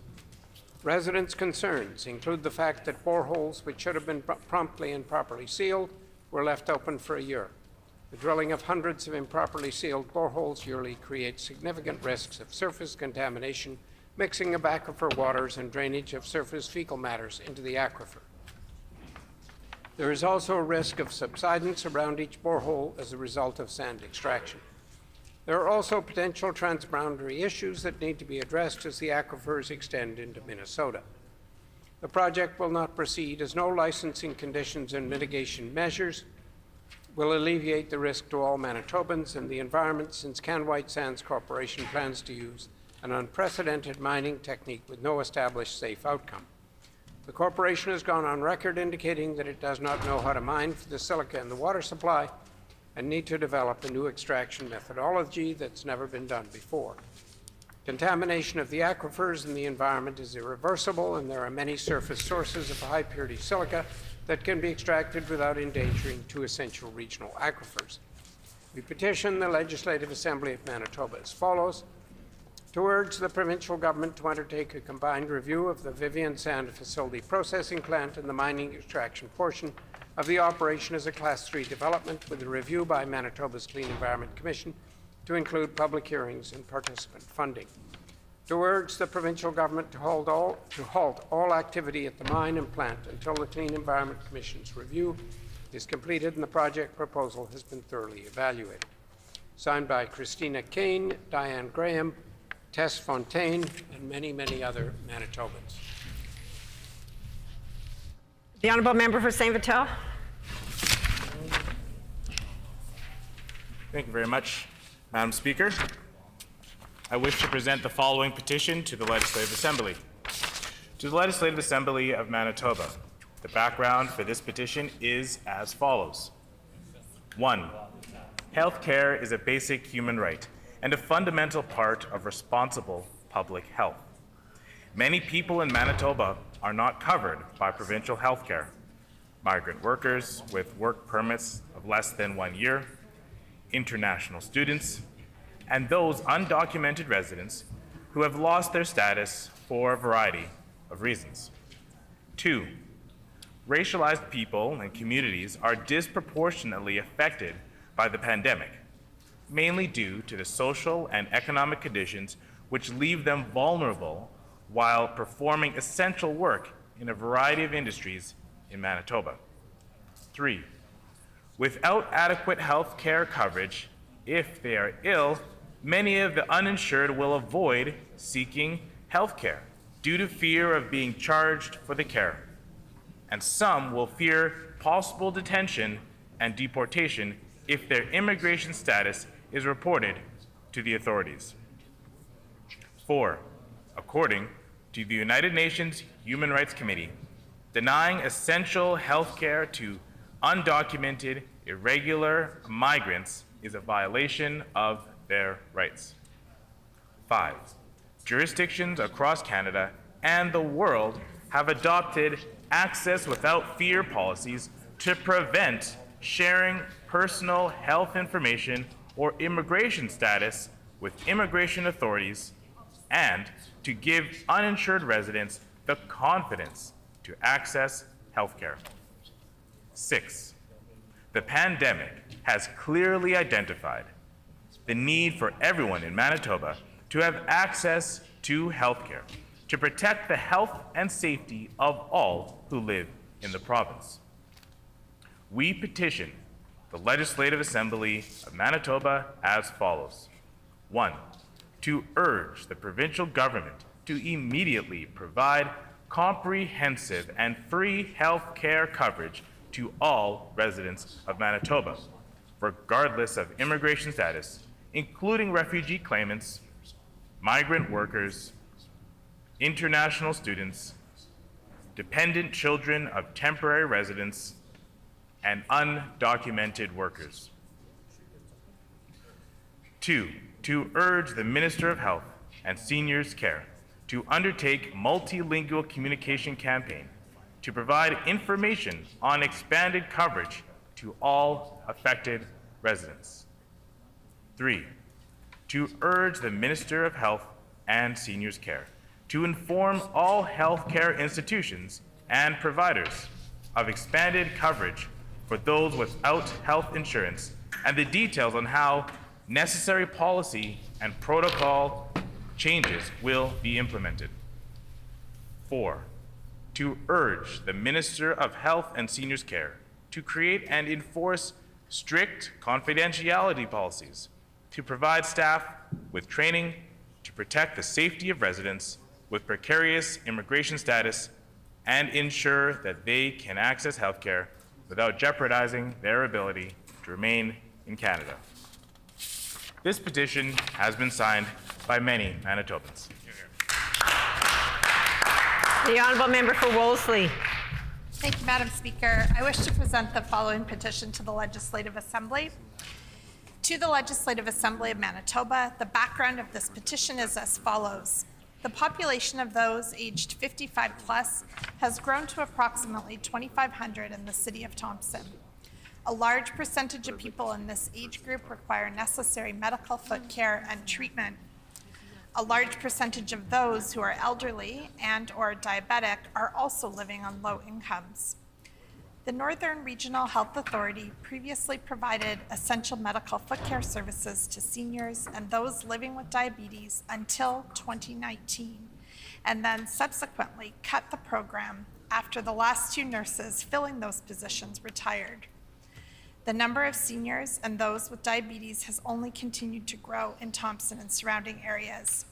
There is no adequate medical care available in the city and region, whereas the City of Winnipeg has 14 medical foot care centers. The implications of inadequate or lack of podiatric care can lead to amputations. The City of Thompson also serves as a regional healthcare service provider, and the need for foot care extends beyond just those served at the capital city of the province. We petition the Legislative Assembly of Manitoba as follows: to urge the provincial government to provide the services of 2 nurses to restore essential medical foot care treatment to the City of Thompson effective April 1st, 2022. This has been signed by Deborah Hamilton, Beatrice Benson, Leon Benson, and many other Manitobans. The Honourable Member for Point Douglas. Thank you, Madam Speaker. I wish to present the following petition to the Legislative Assembly. To the Legislative Assembly of Manitoba. The background of this petition is as follows. 1, the population of those aged 55 plus has grown to approximately 2,500 in the city of Thompson. 2, a large percentage of people in this age group require necessary medical foot care and treatment. 3, a large percentage of those who are elderly and or diabetic are also living on low incomes. 4, the Northern Regional Health Authority previously provided essential medical foot care services to seniors and those living with diabetes until 2019, then subsequently cut the program after the last 2 nurses filling those positions retired. 5, the number of seniors and those with diabetes has only continued to grow in Thompson and surrounding areas. 6, there is no adequate medical care available in the city and region, whereas the City of Winnipeg has 14 medical foot care centers. 7, the implications of inadequate or lack of podiatric care can lead to amputations. 8, the City of Thompson also serves as a regional health care service provider, and the need for foot care extends beyond just those living in the capital city of the province. We petition the Legislative Assembly of Manitoba as follows: to urge the provincial government to provide the services of 2 nurses to restore essential medical foot care treatment to the City of Thompson effective April 1st, 2020. And this has been signed by Cheryl Davies, Trista Jensen, Madeline Perla, and many other Manitobans. The Honourable Member for Concordia. Thank you very much, Madam Speaker. I wish to present the following petition to the Legislative Assembly. The background to this petition is as follows. Number 1, Manitoba Infrastructure has undertaken the closure of all farm access roads along the North Perimeter Highway, forcing rural residents to drive up to 6 miles out of their way to leave or to return to their property. Number 2, provincial government's own consultations showed that closing the access of some of these roads, including Sturgeon Road, was an emerging concern to residents and business owners, yet the North Perimeter Plan does nothing to address this issue. Number 3, residents and business owners were assured that their concerns about access closures, including safety issues cited by engineers, would be taken into account and that access at Sturgeon Road would be maintained. However, weeks later, the median was nonetheless torn up, leaving local residents and businesses scrambling. Number 4, closing all access to the perimeter puts more people in danger as it emboldens speeders and forces farmers to take large equipment into heavy traffic, putting road users at risk. Number 5, local traffic, commuter traffic, school buses, emergency vehicles, and commercial traffic, including 200 gravel trucks per day from the Lilyfield Quarry, will all be expected to merge and travel out of their way in order to cross the perimeter, causing increased traffic and longer response times to emergencies. Number 6, small businesses located along the perimeter and Sturgeon Road are expecting to lose business as customers will give up on finding a way into their premises. Number 7, residents, business owners, and those who use these roads have been left behind by the provincial government's refusal to listen to their concerns that closures will only result in worsened safety and major inconveniences for users of the North Perimeter. We petition the Legislative Assembly of Manitoba as follows. Number 1, to urge the Minister of Infrastructure to leave residents access to the Perimeter Highway at least every 2 miles along its length, especially at intersections such as Sturgeon Road, which are vital to local businesses. And number 2, to urge the Minister of Infrastructure to listen to the needs and opinions of the local residents and business owners who took the time to complete the perimeter safety survey while working with engineers and technicians to ensure their concerns are addressed. This petition, Madam Speaker, is signed by many Manitobans. Grievances, orders of the day. The Honourable Government House Leader. Thank you, Madam Speaker. Could you please call for debate this afternoon Bill 12, 16, 15, and 19? It has been announced that the House will consider the following bills this afternoon. Debate on second reading Bill 12, second reading Bill 16, second reading Bill 15, and second reading Bill 19. I will therefore call on debate on second reading of Bill 12, the Peak of the Market Reorganization Act. I would indicate that the Minister has already spoken on this, so we move right into question period.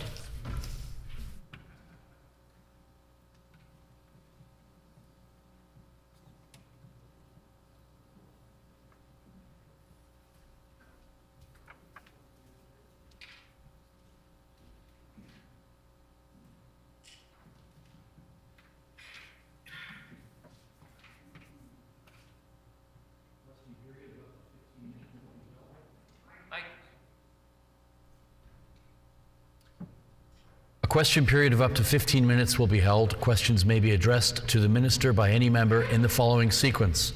First question by the official opposition critic or designate. Subsequent questions asked by critics or designates from other recognized opposition parties. Subsequent questions asked by each independent member. Remaining questions asked by any opposition members, and no question or answer shall exceed 45 seconds. The Honourable Member for Burrows. Shukriya, Mr. Deputy Speaker. First of all, I thank the member opposite for introducing this bill for the second reading. And I would like to ask, who was involved in the consultation process of this bill? The Honourable Minister of Agriculture. Thank you. Yeah, actually this has been in consultation for a long time. Producers like Crampton's and Schreimers, for example, raised this issue with the previous NDP Agriculture Minister, Minister Kostishin, in 2014. Small Scale Food in Manitoba presented the report to Honourable Ron Kostishin, the Minister of Agriculture, Food and Rural Development, on January 14th of 2015. We had Small Scale Food Manitoba working groups, and it was chaired by Wayne Lees. Direct Farm Manitoba and other groups were consulted in 18 and 19. And Peak of the Market also brought forward the idea of deregulating the potato and root crop industry in the fall of 2020 to the then Minister. The Minister's time has expired. The Honourable Member for River Heights. Yeah, I'd like to ask the Minister, what is the risk following this?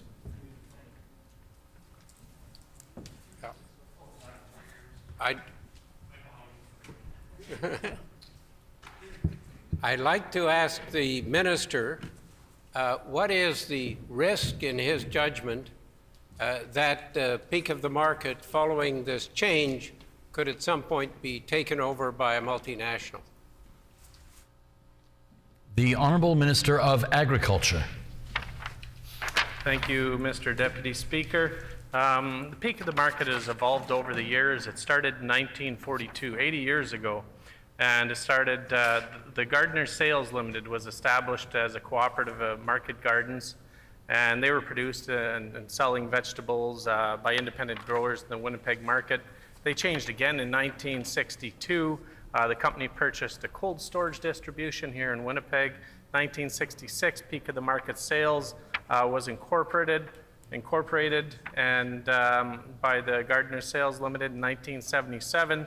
The Gardener Sales Limited gifted all of its shares and assets to the Manitoba Vegetable Board. This is an evolving... The Minister's time has expired. The Honourable Member for St. Vital. Thank you. So during the briefing, the Minister already pointed out that this industry is already very consolidated. And he pointed out that as a reason as why it makes sense to make this change and do away with the quota system.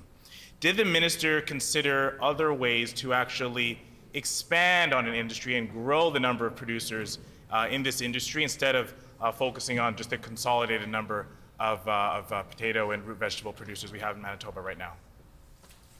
The Honourable Minister of Agriculture. Yeah, I'm sure the member would be aware, like under a quota system, the quota is regulated under Peak of the Market, and the current regulation that you have to be 5 acres or smaller if you're outside Peak of the Market, and or 1 acre for other root crops or smaller. This will change it to be more inclusive, and people can grow whatever size acreage that they choose and market to whom they choose. The Honourable Member for Burrows. Shukriya, Mr. Deputy Speaker. Will this bill inevitably lead to higher food prices for Manitobans? The Honourable Minister of Agriculture. I think everybody in this chamber can agree that when you introduce competition, it actually lowers prices. So through the growers that can now grow more than 5 acres, they can be more efficient. Therefore, their cost per pound of potatoes will be reduced. And whether they choose to mark them at a farmer's market or with Peak of the Market, that's up to them. But competition drives down prices, Mr. Deputy Speaker. Thank you. The Honourable Member for River Heights. I would like to ask the Minister, with the change in the marketing of vegetables, are there opportunities for vegetable processing operations in Manitoba? The Honourable Minister of Agriculture. Well, currently under the Peak of the Market, even if you're a small producer of 5 acres, You cannot get together with your neighbor and form a cooperative to buy a potato washing machine, for example, Mr. Deputy Speaker. So through collaboration, there's other cooperatives that can be formed, so every single producer doesn't have to buy their own processing equipment, and that'll be a huge step forward for agriculture and for Manitoba and consumers as well, Mr. Deputy Speaker. The Honourable Member for St. Vital. Mr. Deputy Speaker, I'd like to find out from the Minister if he did any research onto what this bill's impact would be on the security and the quality of our supply chain here in Manitoba, our food supply chain, not just now with a recent change, but in the long term. Would this change in the ability for Manitobans to grow and then sell and then eat our own root vegetables, or will this introduce other players into and change our food security in Manitoba? The Honourable Minister of Agriculture. I'd like to thank the member for that question. Currently under peak of the market, they sell Canada-wide, but right now producers from out of province can come and sell in Manitoba currently.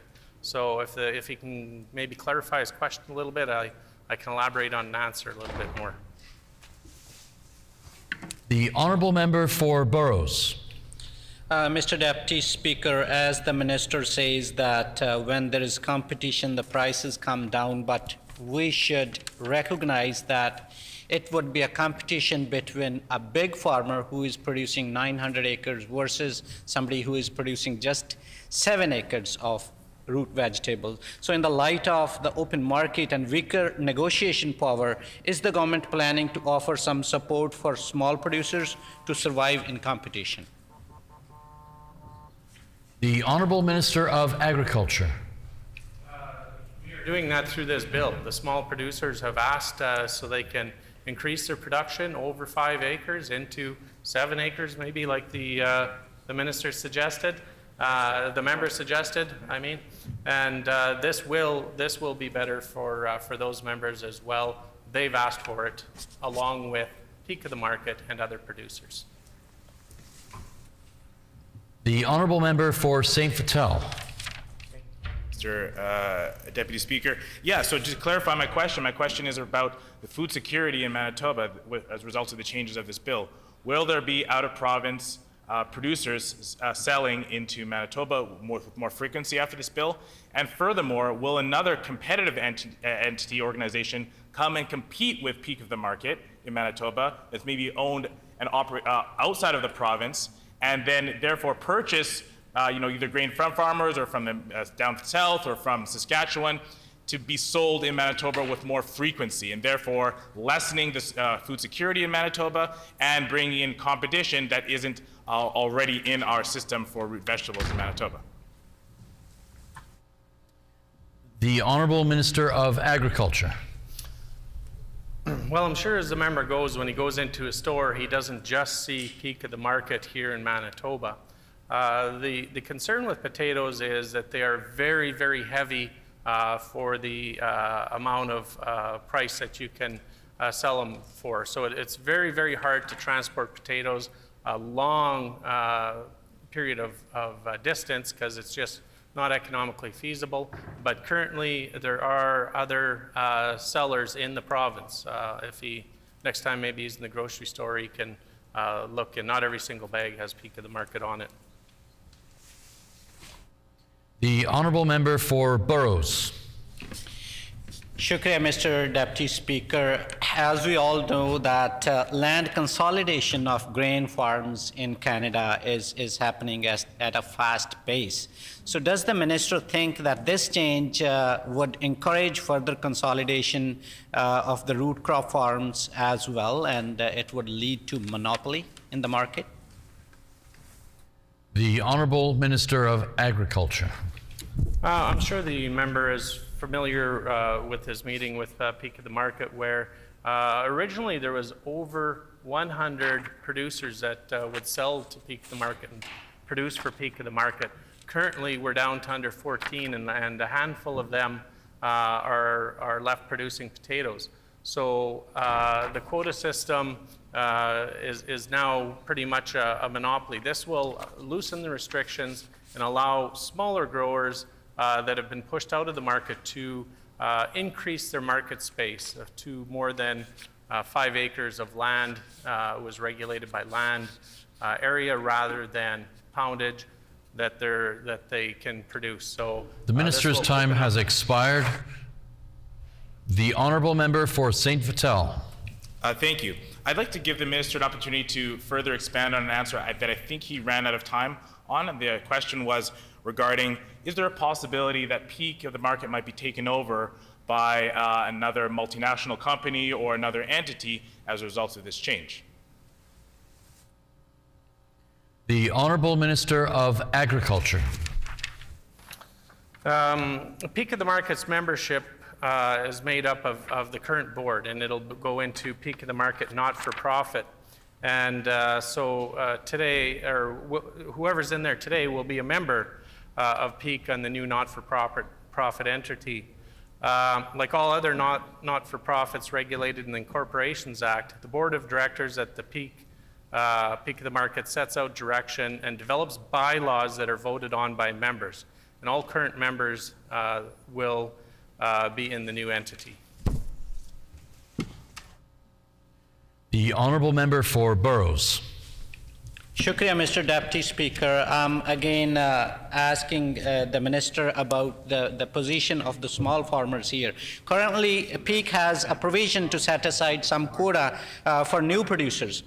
So this bill would take that opportunity away for sure. What does the Minister want to say about this and creating some opportunities for small producers to have access to the market with some government support? The Honourable Minister of Agriculture. Well, I'm not sure if the member didn't maybe read the bill, but this does allow access to the market for small producers. Right now, they are not allowed to participate to sell to the peak or anywhere else if they're above 5 acres. So right now, they are limited under the current legislation. This legislation will change that to allow the small producers so they can expand and they can sell, whether they choose to sell to Peak of the Market or somebody else, including farmers market. And it gives the opportunity for farmers to create another brand. And we support that on this side of the House. Thank you, Mr. Deputy Speaker. The Honourable Member for St. Vital.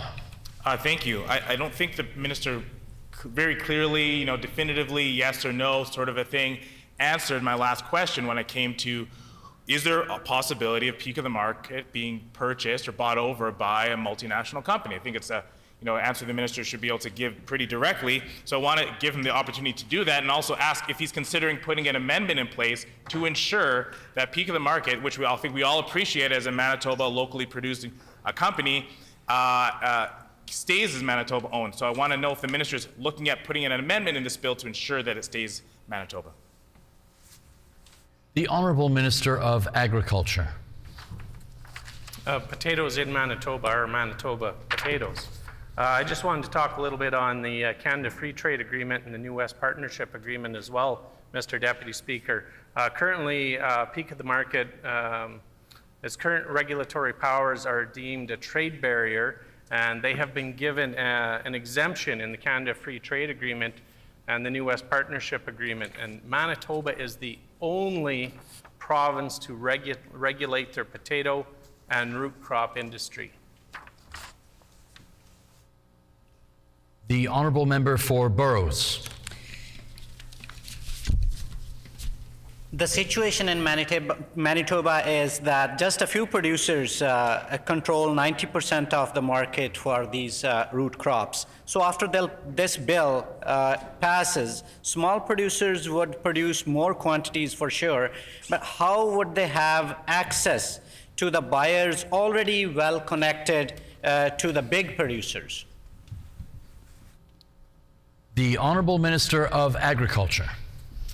Peak of the Market has indicated that they would be more than happy to market these smaller producers, 5 acres and under, which will now be expanded, they will be more than happy to market their potatoes as well as Manitoba-grown potatoes. Also, Peak of the Market, they continue to support Harvest Manitoba and other food banks. I think that's important for people to know. They support across Canada. They continue commitment to research in fresh potato production here in Manitoba, which is also important to see what works and develop in that front. And they continue to manage and run the farm and school fundraising program in Manitoba, Saskatchewan, and Alberta. Peak of the Market has wants to continue to an active role in the national and international associations and councils. The minister's time has expired.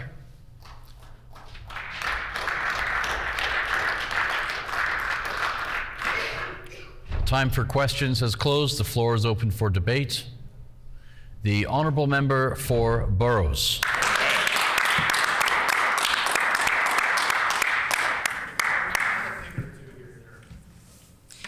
Shukriya, Mr. Deputy Speaker. This gives me an opportunity to talk about food, land, our producers who put the food on our table every day on a regular basis. So this bill is called the Peak of the Market Reorganization Act. For those who do not know much about Peak of the Market, it's a non-for-profit organization here in Manitoba for over 70 years, working successfully, marketing root crops for all of us, not just in Manitoba, not just in Canada, also in the US and sometimes overseas. So this organization is incorporated under the Farm Products Marketing Act. And this is an organization that is very important for our economy in Manitoba. And its annual revenue is around $120 million, which is huge. And it also generates employment for Manitobans. Not just Peak of the Market as an organization, but Peak and the growers associated with this organization. They provide employment to more than 1,000 people in Manitoba. So this organization was regulating the quota system and checking the number of acres of root crops a particular grower associated with the Peak is growing. And during this journey, they have been recognized as a successful organization. They have done a good business. They have contributed a lot to the economy. They have also donated to some community organizations. For the last 5 years, they donated produce worth equal to $15 million. And that's a good initiative by this organization, and we all appreciate that. This organization was also named one of the top 100 Canadian food and beverage companies in 2017, which is an honor not just for this organization, but for all Manitobans. Just for the information of those who are listening, that Manitoba farmers, they grow equal to 9,000 acres or more potatoes and more than 600 acres of carrots for Peak. And there are so many other producers who are not associated with Peak, but they're still growing these root crops. So currently, anybody who wants to grow more than 5 acres of root vegetables, root crops, they need to get a quota from the peak. Otherwise, they have to limit their production under 5 acres. What this bill does is it opens up and it removes the cap for those small producers. This bill opens up the market for everybody to produce as many acres as they want in Manitoba. They may like to market their produce through peak or directly. So this organization would continue as a non-for-profit organization, but not under the Farm Products Marketing Act. It would be under the Corporations Act. So there would be no supply management. It would be clear-cut competition between the producers. There could be a possibility of this organization changing the way it works for future years. It would be up to the board members of the peak of the market, not-for-profit organization, which would continue under the Corporations Act. There could be some provision or possibility of other organizations coming up in Manitoba and compete with this organization. That's a possibility. Previously, there was a reason for the producers to market their produce through peak because they were getting quota by this organization. But now, other than this established brand, which is peak of the market, I don't see any reason for many producers to market their produce through this organization. There could be some changes. So this bill totally ends the supply management. This bill totally repeals all the regulations related to peak of the market. I'm just thinking about those producers who are currently, for example, growing 4 acres of potato or 1 acre of carrots. They can go up to 8 acres of potato or 3 acres of carrot. And they would be competing with somebody who is producing 800, 900 acres of the same crop in the market. So then we think about the negotiation power. Obviously, the bigger producers would have stronger position in the market. And what it could lead to would be kicking out of the small producers out of the market and further consolidation of root vegetables, root crops production in Manitoba. We would be leading to a scenario where there would be 1 or 2 corporations or individuals controlling the whole market. So what would that look like? That would lead to a situation of monopoly.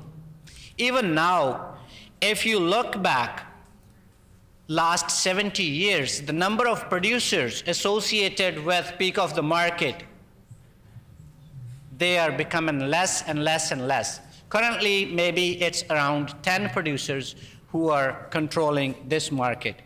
And let's imagine a situation where there's only 1 corporation or 2 corporations controlling the whole market. That would be a tough situation. While I discuss this bill, I would want to share a few more thoughts with you regarding the contribution of the farming community. The farmers have always played a critical role in Manitoba history and economy. When we talk about the immigrant farmers, for example, farmers who came in hundreds and thousands from Ukraine, historically, they cleared the land, they developed the farms, and they built Manitoba. We want to thank all those farmers who did that for us, who have been feeding us for years and continue to do so. They're putting food on our table, and we should thank every farmer every day before we eat for their hard work for all of us. The farmers have knowledge and skills to produce food for us, to take care of the land, to take care of the environment, and adopt sustainable practices so that we can continue producing food without exhausting our natural resources. Because they love land, they love animals, they care for water and other natural resources. But this PC government, they don't have a track record of supporting the farmers. Because in Manitoba, if you think about the situation Manitoba producers are in currently, it opens our eyes. COVID-19, supply chain disruptions, that happened, that disrupted the marketing of their produce, especially cattle. They put them in a tough situation, selling their cows way lesser than what they expected. But at the same time, consumers were getting the food not at cheaper rates, but at expensive prices. So the middlemen or the corporations or the businesses, they made money on that. So we need to put the things in context when we talk about consolidating this market or making changes to peak of the market or the marketing system, that what scenario we are in right now and what are the hardships that our producers are currently going through. During the drought period in 2021, the producers had no hay. They got together at Woodlands in the Interlake, where two of the members opposite, they represent most of those producers. They wanted to share their pains. They wanted to get together and discuss the options to survive their businesses during that drought period. None of these two members showed up to that meeting, and they were upset. Rather than supporting these producers, this government, they cut staffing in Manitoba agriculture. So now these producers have nowhere to go to talk about their problems, to have technical information, to have agronomic advice to handle their lands and cattle in a better manner. And on top of that, land prices, they're going up. These ag ministers, I'm dealing with third ag minister since 2019. All of them have been unapproachable to the producers. Producers tell me that they won't get any response to their emails, to their requests. And we need to understand that these producers that we are talking about today, they are dealing with high fertilizer prices, and there's lack of initiative from this government for any business support programs. These producers are facing labor shortages, and these producers are losing revenue at the farm. Research tells us that as we go, as less as 5% of the revenue these days stays at the farm in Canada.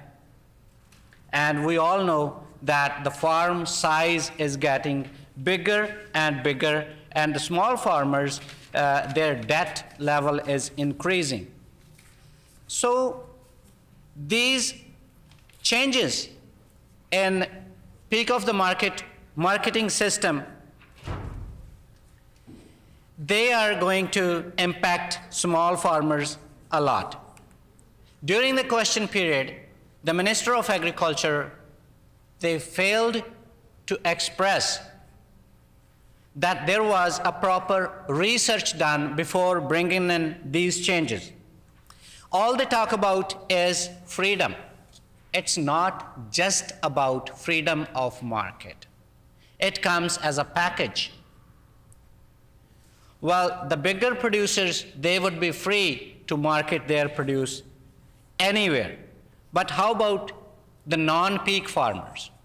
The farmers who used to have quota, they have been gifted with the positions on the board of the peak of the market, which would be a new organization. But what about the producers who are having their caps removed? They want to get into the market and they want to sell their produce to the same buyers that peak of the market producers are doing. The real situation is that those producers, those would be on the board of the peak. They would be having, they already have actually good connections with the buyers. And this situation prevents the new producers and the small producers to get on board and be able to sell their produce to these buyers who are big buyers. What they used to do is small producers used to just sell their produce to small restaurants. Now, in this scenario, if the big producers are producing even more than what they produced before, they could get into that market that used to be used to serve these small producers. Then where would they go? It's hard for a small producer to ship their produce east or west of Manitoba because they cannot afford.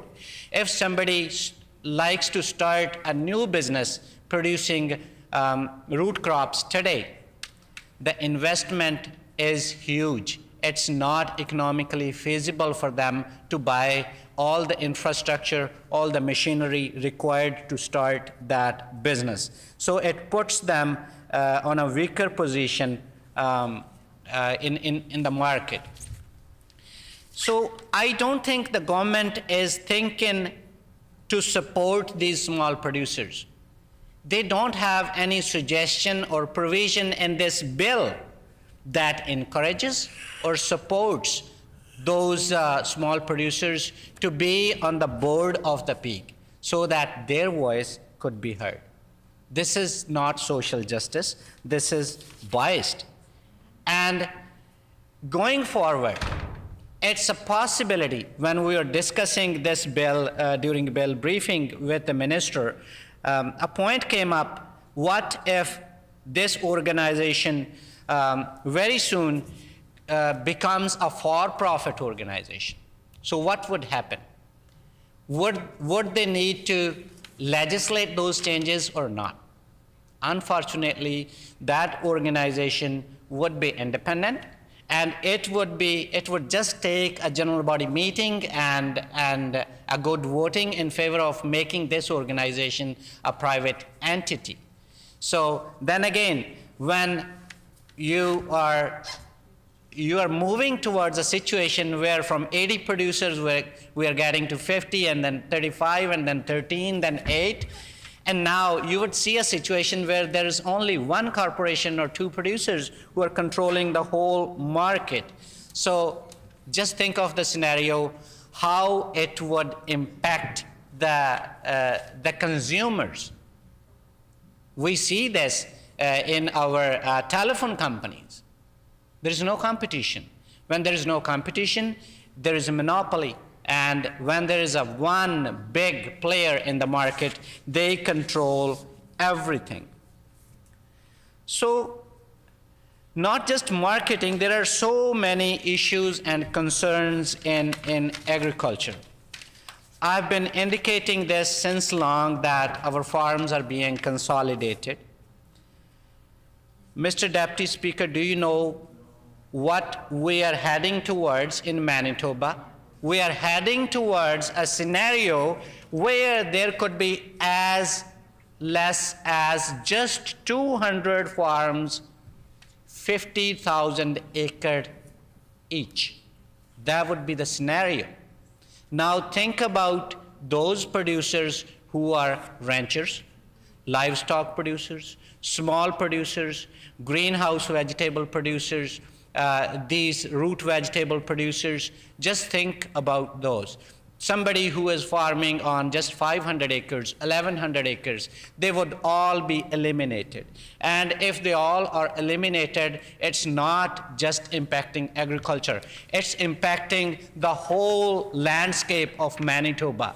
What about the rural towns? There would be no farming families in rural towns. The people who own those farms would be sitting away from our towns and remote controlling those farms.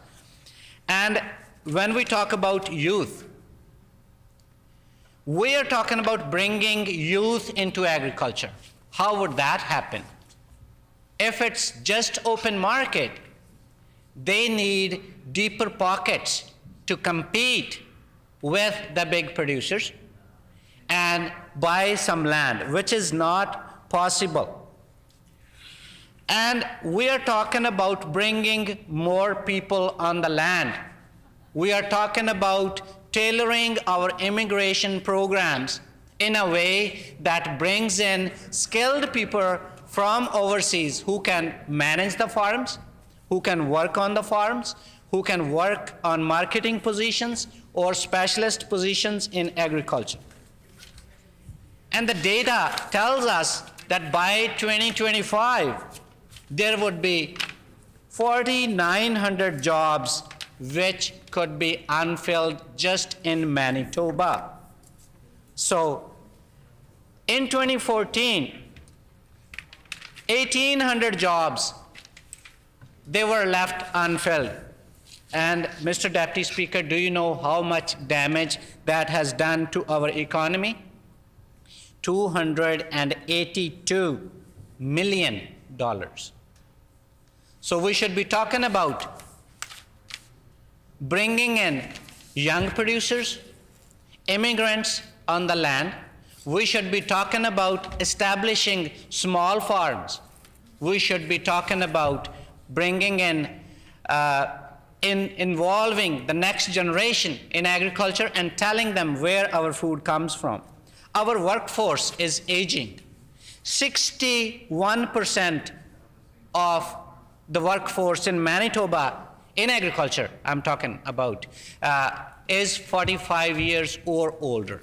And this data is 2011 numbers. So when those folks retire, who would be working the land up? By 2025, 30% of the workers on the land would retire.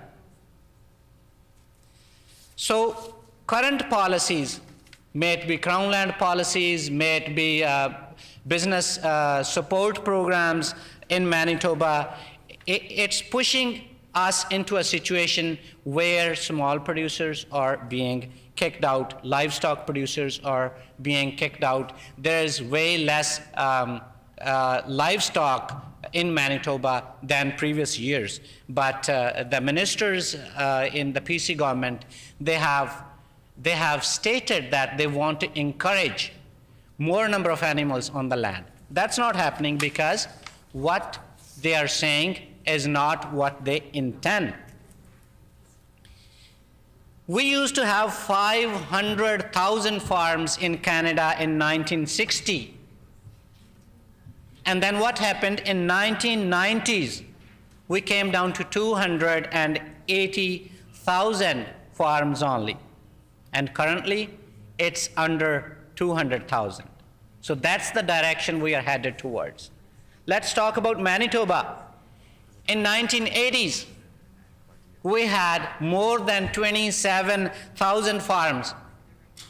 Mr. Deputy Speaker, now we only have around 14,000 farms in Manitoba. That means we lost 46% of the farms. So where is the youth?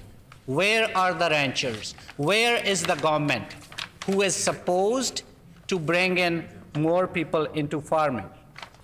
Only 10% of the farmers are young farmers, which are less than 35 years of age. And 52% of the farmers in Manitoba, they are over 55 years of age.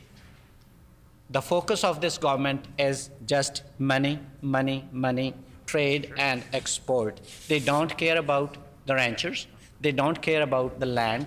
They don't care about the sustainability. They don't care about the resiliency. They don't care about the natural resources. I got a chance to sit together with some Crown land ranchers this weekend.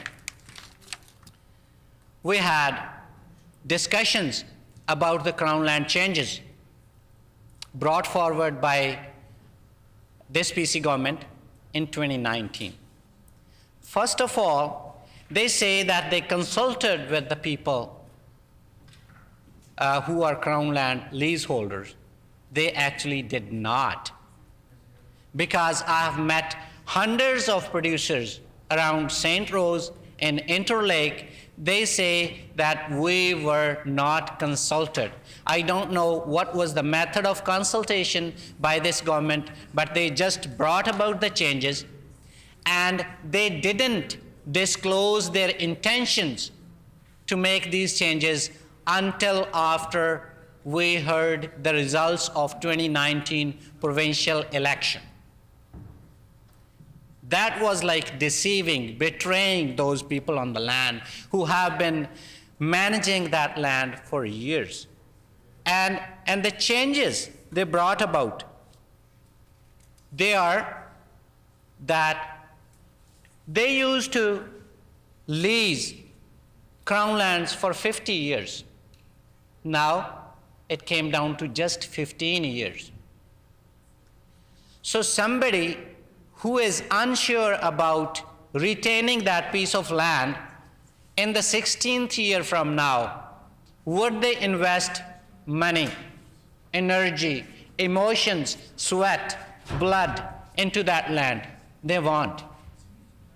So they are clearly upset about this change of reducing the lease period. Then unit transfers. Those producers tell me that they were sharing an interesting example. They said, well, just imagine a situation, there is a restaurant, and the owner of the restaurant, they want to sell that restaurant to somebody. Do they just sell pots and pans, or they also sell the value that restaurant holds because it's located in a particular neighborhood, because there are clients associated with it, there are contracts in the market, there is business connections in the market, there are so many factors that make that restaurant successful. So now think about somebody who has been planning their retirement for last 45 years, improving that land, creating dugouts there, improving the quality of the land, quality of the pasture, and fencing the land. Now, this land would be auctioned out to a third person. Or if they plan to sell their piece of land, which is 200 acres, along with 1,800 of Crown land that they are cultivating since last 45 years, they are not allowed to transfer that unit. So their retirement plan is messed up. It's comparable to somebody who has been serving the government for last 45 years, and in the last year, when they're about to retire, they're told you're not getting any pension. How would they survive? That's the situation. They are basically cutting the heart to fix the liver. That's the situation. And those producers, they are upset about these ag ministers and their representatives, especially in the Interlake, Dauphin, not listening to them. They're talking to member from Dauphin, writing a letter, complaining about the situation. And you know what, Mr. Deputy Speaker, member from Dauphin says, I would arrange a meeting with the ag minister. And the situation is like, okay, ag minister has a secretary in the office. MLA Dauphin has something else to do, speak for their constituents. They fail to speak. They fail to speak for their constituents. So that's the situation. I have a lot more to say about agri-stability, grain drying, and lack of support from this government for our producers.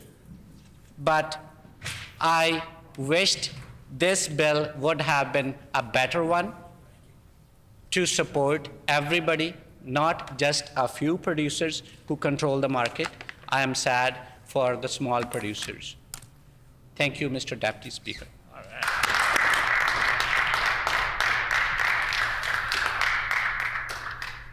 The Honourable Minister of Finance. Thank you, Mr. Deputy Speaker. It's my pleasure to rise this afternoon and to put some words on the record in respect of Bill 12, the Peak of the Market Reorganization Act. I want to thank the Minister of Agriculture as well as his two predecessors, the Agriculture Minister who was the member for Lakeside and the member for Midland, who are both in that chair. I know that this work began under the leadership of those two ministers and their departments with the support and partnership of Peak of the Market, and it continued to this bill. I got to be privy to some ideas that were in previous iterations of this bill, and I believe that we've arrived at a good place and a bill that can be supported by all parties. I listened intently to the member from Burroughs, the agricultural critic's comments. He had a lot of concerns and complaints that did not concern this bill, but he had remarks he made in respect of this bill, and I thank him for the ability to put some corrections on the record. And I hope he'll also listen to my remarks. He ended his remarks by saying that he did not believe that this is a good approach, he said, for Manitobans, for small producers. And I take strong exception to that. But I know that Peak of the Market growers also would take strong exception to that respectfully. I know that as the MLA responsible for Morden Winkler, some of these Peak of the Market farmers, they headquarter right in my area, in the city of Winkler. They grow in the surrounding areas. Certainly the member for Borderland knows many of these people himself. I know that later this afternoon we're hoping to hear from the member for Portage-la Prairie, also a big area as well for Peak of the Market activities. But I can tell you that in my constituency office, going back a number of years, I would get in constituents who were small and market gardeners. And they would talk about the Peak of the Market organization, indicate that it was a very generous organization, very generous in our own community, very philanthropic across the province of Manitoba, a great brand, one that Manitobans trust. They like the root vegetables and potatoes. They choose them, they select them, self-selecting over other brands. But at the same time, they would complain that the quota system that was formerly in place acted as a disincentive, or it would prevent them from being able to take to market their own vegetables, that there was essentially a threshold above which they were unable to compete. And what those constituents continue to say to me is that there was the ability, there was the interest, and there was the capability for other farmers to be able to bring potatoes and other root vegetables to market, but that this former system was preventing that. And so the member for Burroughs will know that this plan is a plan to actually throw off those thresholds. that formerly acted as a deterrent for others to become involved. So where the member for Burroughs says he thinks this will not be good for all Manitoba growers, I think the opposite. Having listened to Peak of the Market, having known that the minister has undertaken very significant consultation across this province for 2 years, we believe, and it is Peak's belief as well, that this new structure will allow new entrants into this Peak of the Market system, a non-quota based cooperative whereby people will choose and select whether they sell their vegetables to this organization for marketing. I believe that this is good for Peak in that this finally also throws off those prohibitions that didn't allow Peak to more effectively compete across Canada. Right now, of course, as we know, that if you are in this Peak group, you can't own property outside of Manitoba under this structure. And so you have this disincentive, you have this barrier that is preventing you from more broadly marketing. And we believe that these vegetables can be broadly marketed. We believe that there is an appetite, figuratively and literally, for these products beyond the borders of Manitoba. And I think that Peak is, they are very positive about their ability to compete on a wider scale in other jurisdictions. We know that here in Manitoba, of course, there's that very significant 65,000 square foot receiving center, storage and processing center. We have some storage, I believe, for Peak they have some storage in Alberta, but this would provide a footprint for them to be able to more significantly go and market otherwise. So I want to say just a few things. First of all, I believe that it's good for all Manitobans. I believe that it helps those who are right now within Peak, but it helps to invite new players in, regardless of size. But remember, it also creates the conditions in which those small players, those market gardeners and small producers, some who are in my area, some who are in the member for Borderlands area, some who are in the member for Portage's area, to be able to go and knock on the door of those restaurants and gardens and other places where they can directly market. And I believe that people are very creative. There's a lot of farm food to table types of thoughts out there these days. There's a lot of desire for restaurants to be able to be in possession of a local grower's produce. And so I believe there's every reason to expect that small and medium-sized growers may gravitate to these opportunities that are created by this bill and may find markets that they didn't otherwise know about, or may choose to collaborate and come inside the Peak of the Market organization. I want to indicate, and I know others have as well, that this has been an effective collaboration, an effective working with government. And I would want to stress that this plan has the buy-in and support of Peak of the Market. They believe this is the path forward, and it has the buy-in and support of our government. I'm hoping it also has the buy-in and support of opposition parties, and I believe that it was just last week that Peak of the Market was here at the Manitoba Legislature, that CEO Pamela Kulachuk and the board chair, Peter Lowen, was here meeting with the opposition parties, both the NDP and the Liberal parties. So I certainly hope that the member for Burroughs availed himself of the opportunity to direct these questions right to Peak of the Market, and I would trust that he was given good answers by those organizations. There's no reason to believe here that somehow this is a group that's going to become less competitive. Every time this approach has been described to me and others, it's been an approach that is seen to be opening the doors, finding a more efficient way, reducing red tape, but allowing new entrants into these markets, throwing off those artificial quotas that were formerly holding some growers down and pushing other growers out. I noted that in the words of the chairperson, Peter Lowen, who happens to be from the Morden Winkler area. I know his land very well, where he and his family have farmed. I think Peter will correct me if I'm wrong on this, but I think it's third generation now. But he said these changes are designed to make it easier and to allow Peak to keep up with the times and with the needs of consumers. So I think he said very well what the aims of this is.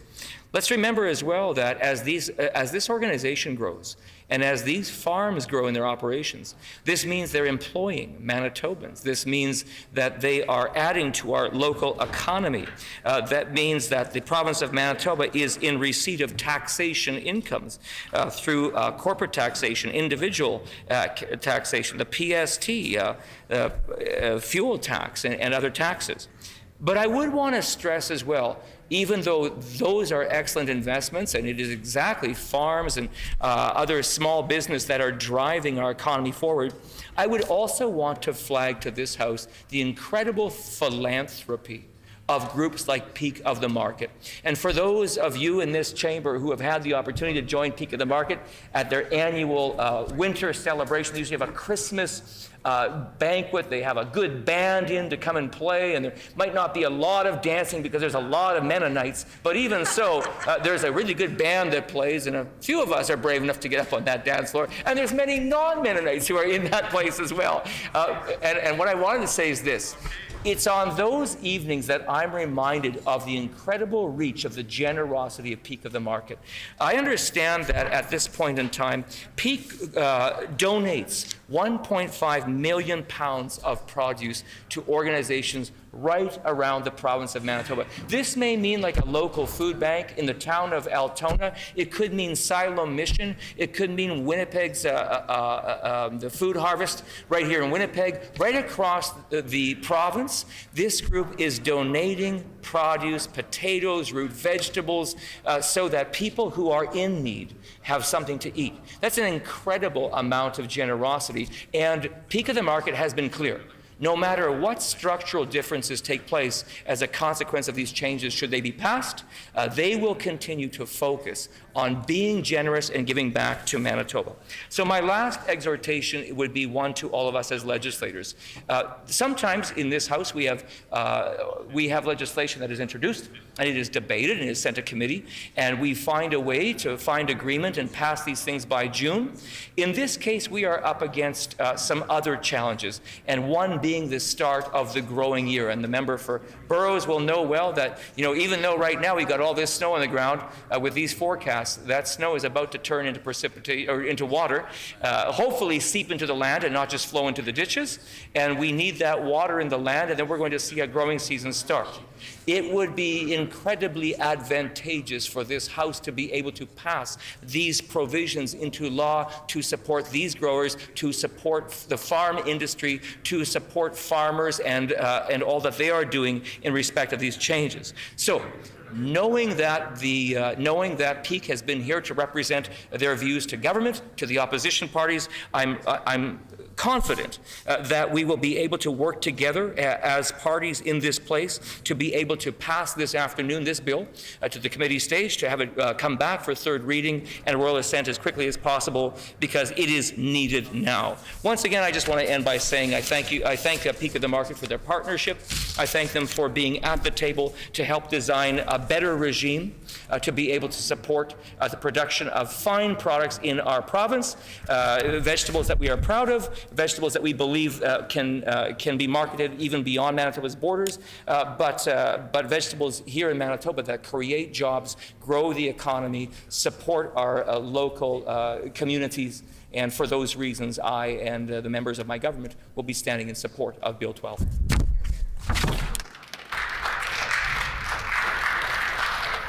The honourable member from St. Vital. Thank you, Mr. Acting Deputy Speaker.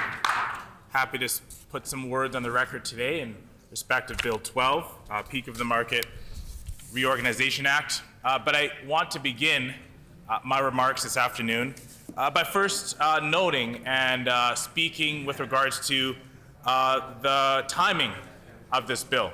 And the timing that we're debating this bill this week, a week which is Canadian Agricultural Safety Week.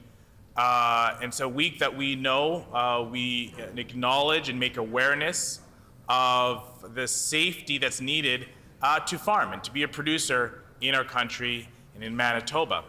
And so I want to give a shout out not just to all the producers in Manitoba, but for all those who put in work to make it safe. We know that this week is Canadian Agricultural Safety Week, and we know that that is around making sure that the lives of producers and the lives that they put in to doing the work of making food products in our country and in our province, that they can do so in a way that they'll always return back home at the end of the day, and that they'll return home in one piece. I know from my experience working in agriculture, and I can imagine that sadly, almost anyone who knows people and who's worked in agriculture knows people who have suffered injury or knows people who have unfortunately lost their lives as a result of the work. And so we need to have safe work in Manitoba, specifically in the agriculture sector, which, as we know, can be one of the most dangerous industries in Canada. I personally know former colleagues and friends of mine who have lost limbs and fingers due to their experiences on and working in agriculture, living on a farm setting. And those incidences and those tragic events, we should be putting all in the effort, the needed effort, to minimize those events. Making farms better, making farms more efficient, more environmentally friendly, but all while making sure that they are safe. So I want to take just that minute there, Mr. Acting Deputy Speaker, to put those words on the record about how we must, at the same time, make efforts to make our agricultural system better, and at the same time, making sure that it's safe. So it's a good timing for us to be debating this bill this week on agricultural safety, agricultural safety week in Canada. And I want to also talk a little bit about agriculture in general before I get to the meat of Bill 12 here. And I just want to talk a little bit about my own experience in agriculture, having gotten an agribusiness degree from University of Manitoba myself, and having worked with wheat and barley producers across Western Canada. I just want to put a few word records on about the optimism that it requires you to have to be a producer in Canada. The hope, ultimately, that you need to farm and to do that work and to put that in. And I think all producers and all farmers in general have to be optimistic and hopeful people. That's part of the job.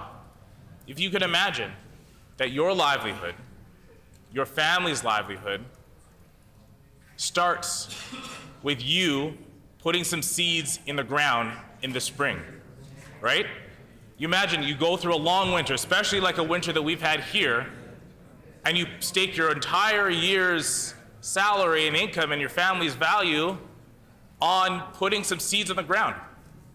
Well, when you're able to do that, you're also able, it requires you to have a sense of hope, a sense of optimism that the work you're putting in now in the springtime, hopefully springtime if we ever get there with the amount of snow that we have, that work that we put in seeding will amount to something later on. And of course, farmers need that hope and that optimism. They seed in the spring. But that's not just it. Imagine the risk that a farmer in Manitoba has to go through and has to experience during just one crop year. From hoping that the seeding conditions are good, that it's not too wet, that they can get their equipment onto their fields and it's not soggy, that we don't get a flood in the spring to damage our fields, that we don't have things in the spring that would prevent us from getting our equipment onto the field. That once we actually do our seeding, and as we approach the warmer weather in the summer, that we actually get the warm weather, the sunlight hours that it requires to help our crops grow. That all requires hope and optimism.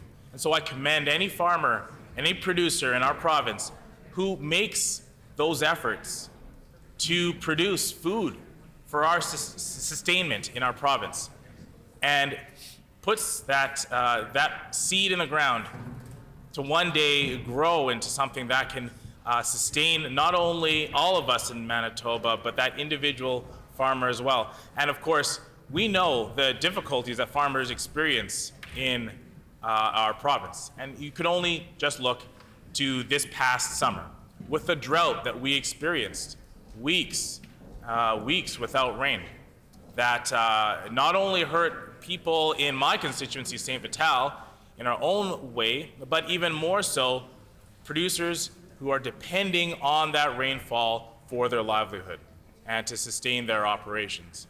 Those having that ability to tolerate that risk, you know, depending on literally the clouds in the sky to produce some rain for you to sustain yourself, is something that is tremendously difficult.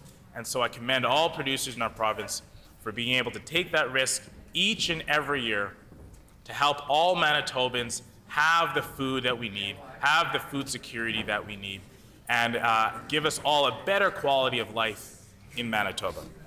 And so I'm very appreciative of that, having known farmers and producers myself firsthand, having the opportunity in the past to make those farm visits and see what it's like, you know, to get up a grain silo or to you know, store your equipment and get it out of your shed onto the field and do that work and look at some of the new technologies that farmers have, whether it's through some of the GPS guiding systems or other technologies that we're seeing farmers use these days. I'm just simply in awe of the work that our farmers in Manitoba do to produce their crops every year. And Mr. Deputy Speaker, now I'll turn my attention specifically to Bill 12 and the Peak of the Market Reorganization Act. And so when we look at this act, we first look at the fact that we have such a tremendous organization in Peak of the Market that has done fantastic work in our province for approximately 80 years. And when we look at that, when I say peak of the market to any Manitoban, the first thing they're going to think of is, you know, locally produced and grown vegetables. It's simple. That's the branding of Peak of the Market. People know it, people trust it, and we're grateful for the work that they do. And they've done this for many years in this quota system, where producers are asked to produce a certain quota of vegetables and supply it to Peak, who markets that here in Manitoba. And this quota system has worked well. We've seen how how successfully branded our vegetables are through Peak of the Market. We also see the success, obviously, of vegetable producers in Manitoba. And so when a bill comes forward like this to change the way farms are run here, we obviously have to look at it very critically.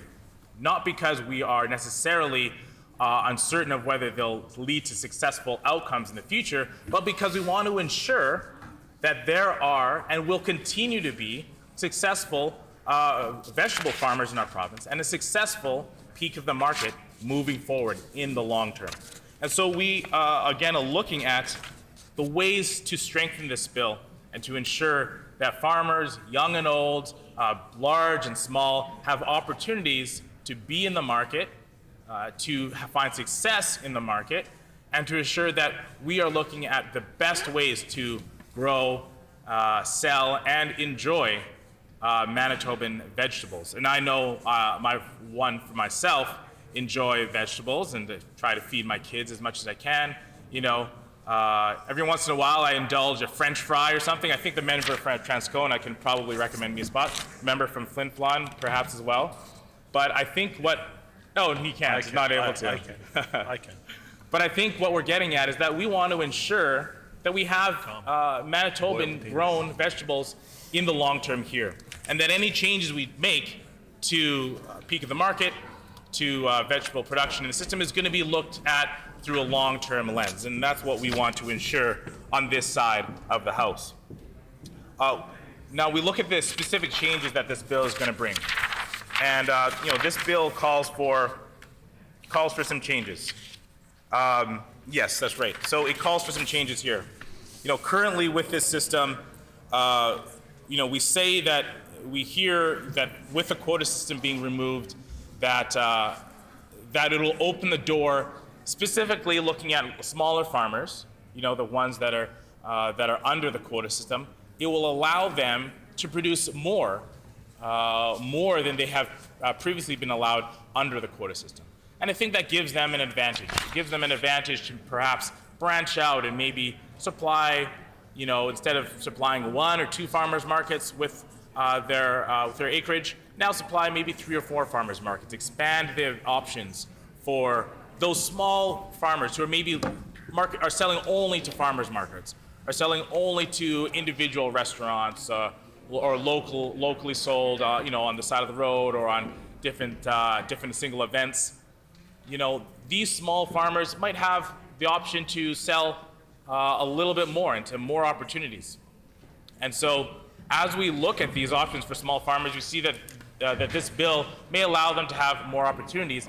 At the same time, we share the concern that as we've seen in the vegetable industry over the last many years, where it's consolidated down from several hundred producers down to under 14, as the minister mentioned, that consolidation might happen with the smaller producers. We don't know exactly what happened, but one of our questions to the minister is, has he done research to show us whether that might be a likely outcome? Has he done the work to show whether that is something that might happen, or whether he can tell this House and put our fears aside that he's done the work to show that that is not a likely outcome? That's why we question the minister on that section of the bill, the impacts for small farmers. And so we asked the minister to do a little bit more research and to find out that and provide that information for the House.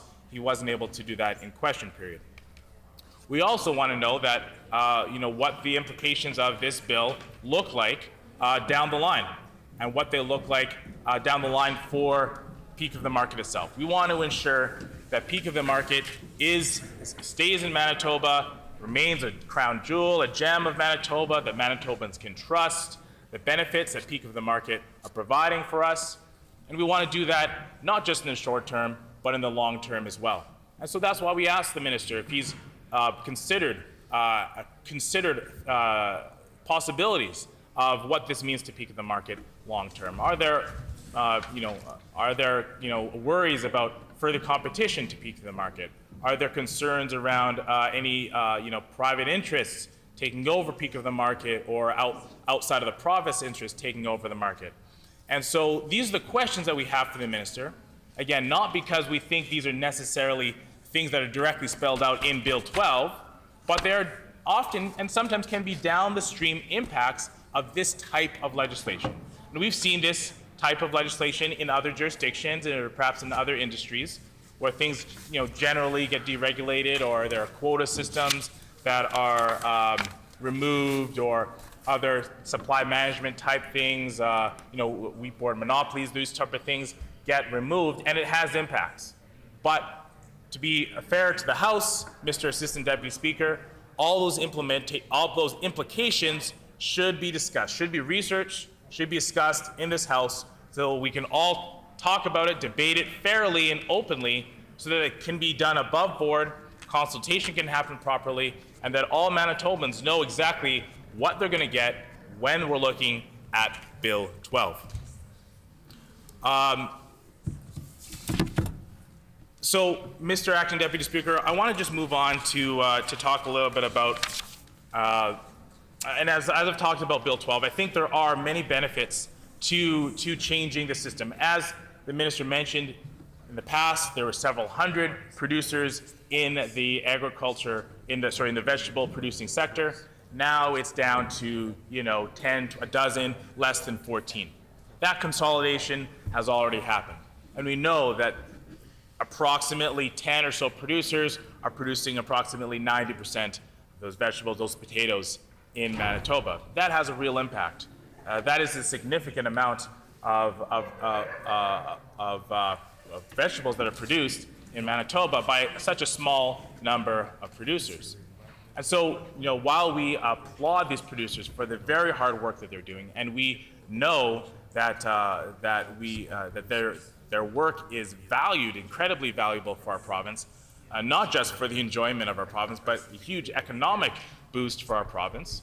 We also want to ensure that, that we open the doors for either new producers coming in, and that perhaps, I would say, we don't see further consolidation into the in the vegetable market.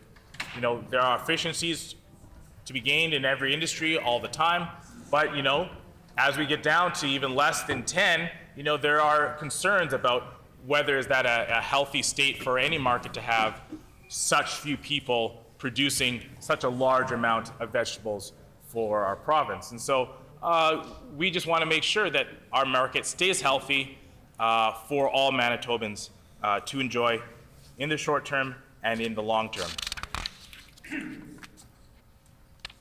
And so I'll shift topics a little bit when it comes to Bill 12 and shift it to talking a little bit about the agriculture in general in Manitoba. And when we see farmers in our province you know, get treated in a certain way by this government, it makes us question their intentions when they come forward with an agricultural bill. And we see that this government has a track record of making life a little bit harder for producers, harder for small farmers, harder for ranchers. We see that there are a number of small, you know, locally based farms simply, you know, disappear, go under because of the challenges that they've been facing. We know that sometimes these small farms go under because of the challenges they face by large corporate farms and corporate operations in agriculture. And we also see that, you know, this PC government has a tendency to favor those large farmers and put forward legislation that would benefit them at the expense of others. And so this is a concern that we have. You know, for example, in Manitoba's beef producers saw a 3% decline in their herd in 2019, and in 2020 was obviously even worse with those dry conditions. And it led to many departures from the market. You know, there are obviously, you know, issues with our agriculture sector that we ought to solve in many ways. We know that our agriculture sector, the demographics in our agriculture sector is skewing a little bit older than other industries. And so, as a government, we ought to be looking at ways to employ and engage younger farmers in the industry. And, you know, while this isn't specific to Bill 12, I'll say that it is very specific to agriculture as a whole in our province. And some of those issues ought to be addressed and ought to be looked at sincerely as how do we engage, you know, younger farmers to get into this business. Because as we grow as a province, we will always need food. We will always need vegetables. And I say that it's always better for those vegetables, that food, to be grown here in Manitoba than for us to be getting it from anywhere else. Let's make sure that we look to buy local here in Manitoba first before we look to import vegetables from other jurisdictions. And that's why it's so important that we really look at ensuring the long-term health of organizations like Peak of the Market and our vegetable growing producers in Manitoba. You know, we know that that when we look at the long-term longevity of producers in our province, that there's more to be done. That there is more to be done to ensure that those producers are sustainable, have the financial risk tolerance mechanisms so that they are not taking all the risk of their farm on their own, and that as a government of Manitoba, we are looking at the long-term health of this industry from the long term. So I want to just conclude by saying that that Bill 12 has many aspects that will benefit producers in our province. Google. We question the government to see if they can do more to ensure that this bill will be helpful for vegetable producers, large and small, in the short term and in the long term. Google. Thank you very much, Mr. Assistant Deputy Speaker.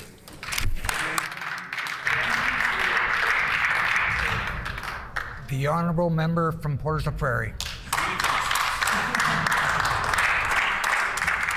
Thank you, Mr. Deputy Speaker, and it's a pleasure to get up and put a few words on the record in support of Bill 12. I know that when the members opposite get looking at the details of this, that they'll find that they're very much in support of a bill that will lead to an evolution in the industry that will encourage smaller growers to come back into the industry. The trend has been noted. It's gone from several hundred when it was put together down to a relatively small number, and it has discouraged a number of smaller growers. And in fact, it's discouraged some new crops, I suspect, as well, because people experiment with the crops and find, yes, we can grow them commercially, but there isn't enough market here. We need access to other markets in other parts of the country. And this way, as we move forward with this bill, creating a not-for-profit, will actually allow them to do that. Over the years, I've been to many provinces in this wonderful country, and I have an interest in the vegetable industry, of course, because Portage Prairie is the center of a number of these vegetable operations. So I have a look not only at the production side in some other provinces, but also at the marketing side. And I happened to be in BC one time, and they had just spent, over the last 5 years, they'd spent about $10 million a year trying to develop a brand in BC for their local vegetable production. And they had some limited success. But when they surveyed consumers as to what brand they preferred and which one they were familiar with most, actually the #1 brand was Peak of the Market. Peak of the Market in BC has about 11% of the marketplace. It has continued to grow, and as has been mentioned, they actually have a distribution warehouse in Calgary that was originally put in place to help serve the Alberta market, and now sends a lot of its product to BC. But that grew up over time because at one point in time, most of the vegetable purchase for retail in Western Canada was actually done in Calgary. That has evolved, and what we're doing with this bill and the marketplace in general is we're following what the market is doing. There was a time when, for producers, the problem was even getting in the door in supermarkets. Now we've certainly established through Peak of the Market and other methodologies that we can produce a product that is what the consumer wants, and the supermarkets have now turned around and they're coming to many of the growers. And you do see some individual grower products in the supermarkets here with labels that you may or may not be familiar with, but many of them are Manitoba products. This is very positive. And through that, they've grown their export markets. Asparagus, for instance, in any Costco in Western Canada comes from Manitoba during the production period. And I just wanted to touch a little bit on the range of crops, because many people don't know how big a range of vegetables are produced in Manitoba, often by the same people that you know. Some are producing potatoes, which is the big volume crop without a doubt. Some are producing carrots, which are seasonal in the spring and the fall, when the most work is done with them. And they produce other things over the summer or well into the fall. I'll just touch on a few, everything like parsnips, which are similar to carrots but have a very specific market. The carrots I mentioned, red beets. 40 acres of red beets is enough production for all of Western Canada. We don't need a lot because they're very easy to grow in the household garden, and people will not buy them if they can produce them themselves. Cauliflower and cabbage. It's quite an interesting thing to see a cabbage field with 7 different colors of cabbage all planted in various rows for the different markets. And of course, they store well into the fall, and so they're not harvested until very late. Pumpkins and squash, 7 different kinds of onions, which are grown in Manitoba. Some are never put on the table here in Manitoba. They are exported to Europe, which is another big market that we're tapping into as we grow going forward. Literally, we have from asparagus to zucchini, A to Z here in Manitoba. And I love that line, so I had to use it. Concern was expressed about food security. As we grow, as we encourage more growers to enter the market, and I know that this will, I know a number of smaller growers, or smaller farmers now, that will certainly take a good look at opportunities in the vegetable market. They already have some of the hardware that would be required to get into these marketplaces, because some things can serve dual purpose. Sometimes it's the tractors, for sure it's the irrigation equipment, and you need well-drained, in some cases tile-drained land to produce many of these vegetable crops. And we're going to see a number of young entrants looking into this. And I know concerns expressed about the average age of the farmer and what has been happening and the aging of the farm population in Manitoba and in Canada as a whole, frankly. But you need to look at it by sectors. You need to examine which sectors are attracting the younger farmers. And you will find the vegetable industry has been extremely successful at that. I know in our own case in the Portage Prairie area, we have a number of peak of the market growers and other people that are in the vegetable industry. They are quite obviously the younger portion of the farm population. They farm less acres than some of their neighbors, but they handle way more dollars. But the big challenge for many in the vegetable industry has always been and continues to be finding enough labor. Some have tied into various government programs. There are temporary farm workers that work on farms in some situations. There's also a program that actually goes back about 40 years called Seasonal Agricultural Worker Program. It's a federally run program which bring workers regularly to Manitoba as one of the smaller users. Ontario, Quebec, and BC are the big recipients of these folks. And those workers mostly come from Jamaica or Mexico. Some of them have come on a long-term basis, come every year for anywhere from 5 to 9 months. And they work on farms. Housing is provided. Insurance is provided for them. And flights are prepaid. It's all very structured and has been a very good program. And I know I sat down one day and figured out, with all of the benefits that are part of that, what their hourly salary would come to, and it seems to be in the $19 to $20 per hour range. So they're certainly well paid for the work that they're doing here. They certainly have a skill set that is very hard to find in Manitoba workers, and so they have made a major contribution. And I know we regularly see them on their days off on the streets in Portage Prairie, taking advantage of the local business opportunities, and they're a great factor to have in the community. People mention food security, and if you have more people growing a wider range of crops closer to home, you've shortened the value chain, you've expanded the width of that value chain so that we'll get a wider range of crops available to us from local production here in Manitoba, and we get more people in the industry. And I'm very confident that this bill will do that.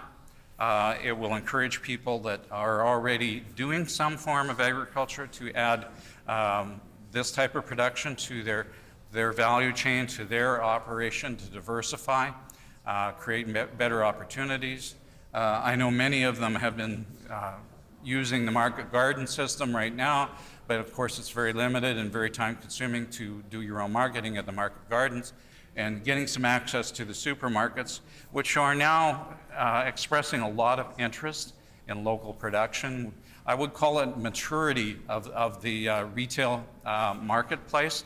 There was a time when just having the vegetable was enough. Now you want to have a local vegetable or a specialty like the small potatoes or the colored carrots or something like that consumers want. And that's a maturity, a diversity in the marketplace, and we will see that. I know our big competition isn't each other when we're in the vegetable industry. Our big competition is some other producer, often in the US and sometimes even in Mexico. We all see the bunny love carrots, which are almost entirely produced in California. Not a very great quality product. By the time they get here, they've had a long ride, and do not compete well in terms of quality factors against local production. But there are times when we can't produce carrots here, even with proper storage. 9 months of the year is about all you can get out of them, and they can produce basically 12 months of the year down there and bring their product in here. So there are times, and getting a presence in the marketplace, because the buyers want something that they know is going to be on their shelf every day with the same qualities. And so that's our challenge, is to make sure that we can do that. New technology has come into the storage sector. Manitoba has adopted it very quickly. Field scale refrigeration, bringing them in very quickly and cooling them out. If you're going to produce cabbages or cauli or anything along that line, you have to be equipped with slush ice production and all of these things to cool that, take the field heat out of them as quickly as you can, so that you can get the consumer the best quality product as quickly as possible. So as we move forward, I know that we will see greater diversity, greater food security come from this sector if we move in this direction. I think Bill 12 is a logical evolution.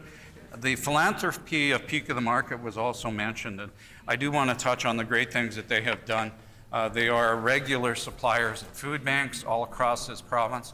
I've talked to lots of food banks in the past that depend a lot on them at certain times of the year when we have production or harvest surpluses, and even individual growers that make donations. We have a couple in my own community that set up every fall and give away free potatoes to anyone who wants to roll up to their door and provide them with. They come into town with a truckload of potatoes and give them away during the day and come back the next day if the line wasn't, if they weren't able to meet the demand. So it's really great to see people like that, and they're all Peak of the Market growers. And so we're going to see more people enter this industry, and I know the ones that have shown interest in it and have questioned me about it in my office are all younger people.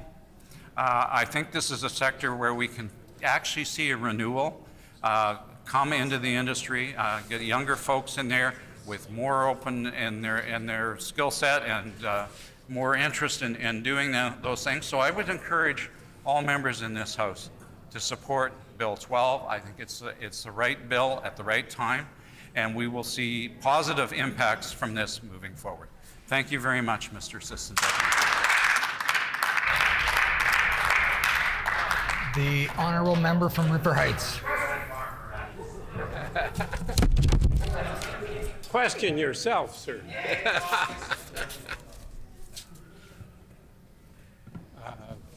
Mr. Speaker, a few words on this bill on Peak of the Market. Peak of the Market has been around for 80 years. It has an incredible reputation. I think of all the corporations in Manitoba, it's probably one of the best known as a Manitoba corporation, which Manitobans buy product from every day of the year. And it's been well supported. It's not just potatoes. The carrots are amazing. I have family who make sure that when they go to the grocery store that they get Peak of the Market carrots, because they're far and away better than any from anywhere else.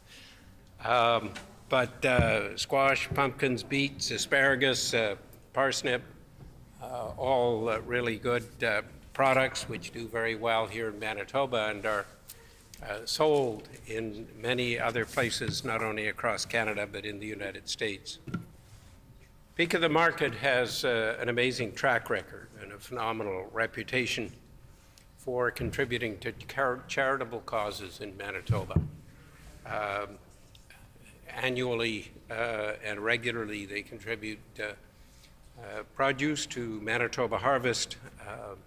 There is, and has been for many years, except perhaps the last 2 years with COVID, an annual Peak of the Market dinner.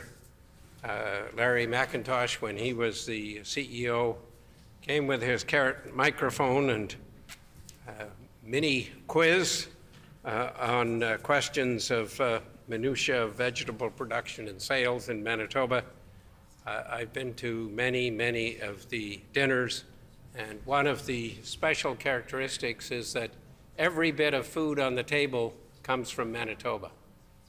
And any MLAs who have not been there need to go to a Peak of the Market dinner. They are excellent and a real tribute to the produce and the variety of produce that is grown here in Manitoba. The changes which are in this bill will allow for an open market for vegetables in Manitoba. It holds great promise for the future of Peak of the Market, with the potential for new markets and for new products. It also holds the potential for significant risks, which it's important to acknowledge, but I believe that with Peak of the Market's track record and the personnel, that they will manage to make sure that Peak of the Market does well. As a caucus, we met with Pamela Kolochuk and Peter Lowen, CEO and Chair of the Board of the Peak of the Market. We appreciate the time that they took to meet with our caucus. We understand that Peak of the Market has not only been consulted, but that they've been very involved in developing this legislation and involved in the design of the changes and support these changes, and think that it is time to make these changes. We in the Liberal Party are supporters of this legislation. We believe in Peak of the Market, and we believe that the leaders in Peak of the Market have taken good care to have a close look at the legislation, and they believe that they will prosper and do well, and that Manitoba will prosper and do well. We have an excellent climate for growing vegetables and excellent soils for growing vegetables. Excellent conditions. We will need in the years of climate change and warming in the years ahead to make sure that we've got water for irrigation and water storage, and that we continue to manage water in ways that allows growers from vegetable growers in Manitoba to do well.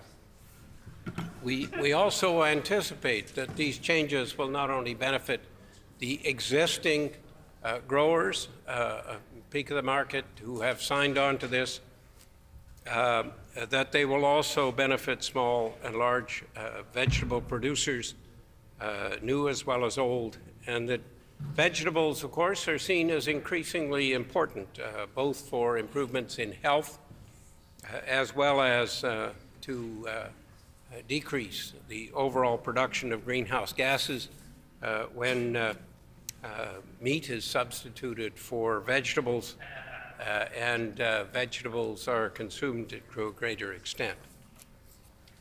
So I look forward to many, many more annual Peak of the Market dinners and a very successful venture in vegetable production in Manitoba by many, many growers and many good sales in the years ahead from Peak of the Market. Thank you. Merci, miigwech, yakiyu. All the best for the Peak of the Market in the years to come.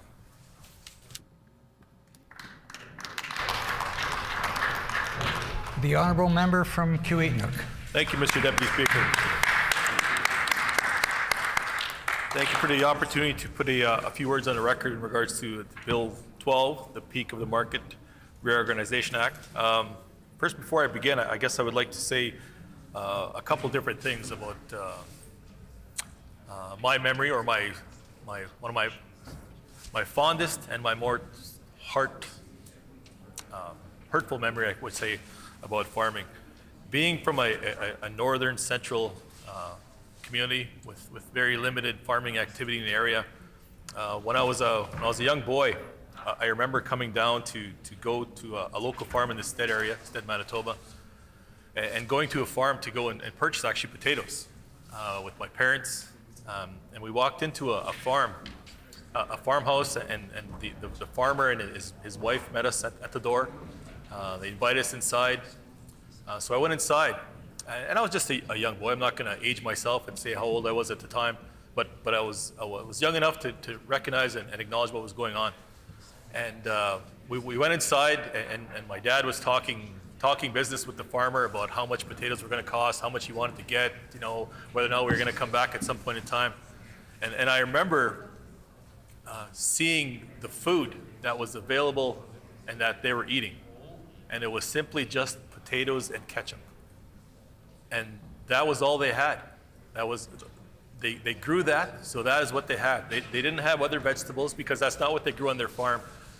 But it stuck with me, and it stuck with me that inability and that inability to be able to afford to go and purchase other food items from other farmers, whether it be trading or to go to the grocery store, which for them I guess would have been either Pine Falls or Selkirk. And they didn't have that ability. So it stuck with me about that difficulty that farming has. And we've heard members on this side talk about kind of recruitment and retention for farmers, for young farmers, whether it be in growing crops or beef or what have you. And those kind of things that are in the history and in the farming families are difficult. It's very difficult to be able to say, I can make a living doing this, when you go to your cupboard and it's just simply potatoes and ketchup. And that's a sad reality, and that's across. And I mean, I'm sure that was a number of different governments ago, but it reminds me of exactly what that was and the difficulty that farming has, which then gets me to the other story that I remember simply, and Chorney's. And for those of you that are from our area, Chorney's, they had a farm on Highway 59 and 4, and always stopping there as a kid. And going into the garage, and the mother and grandmother Chorney always had full vegetables there for sale, all kinds. Every kind of vegetable you could think of was for sale there.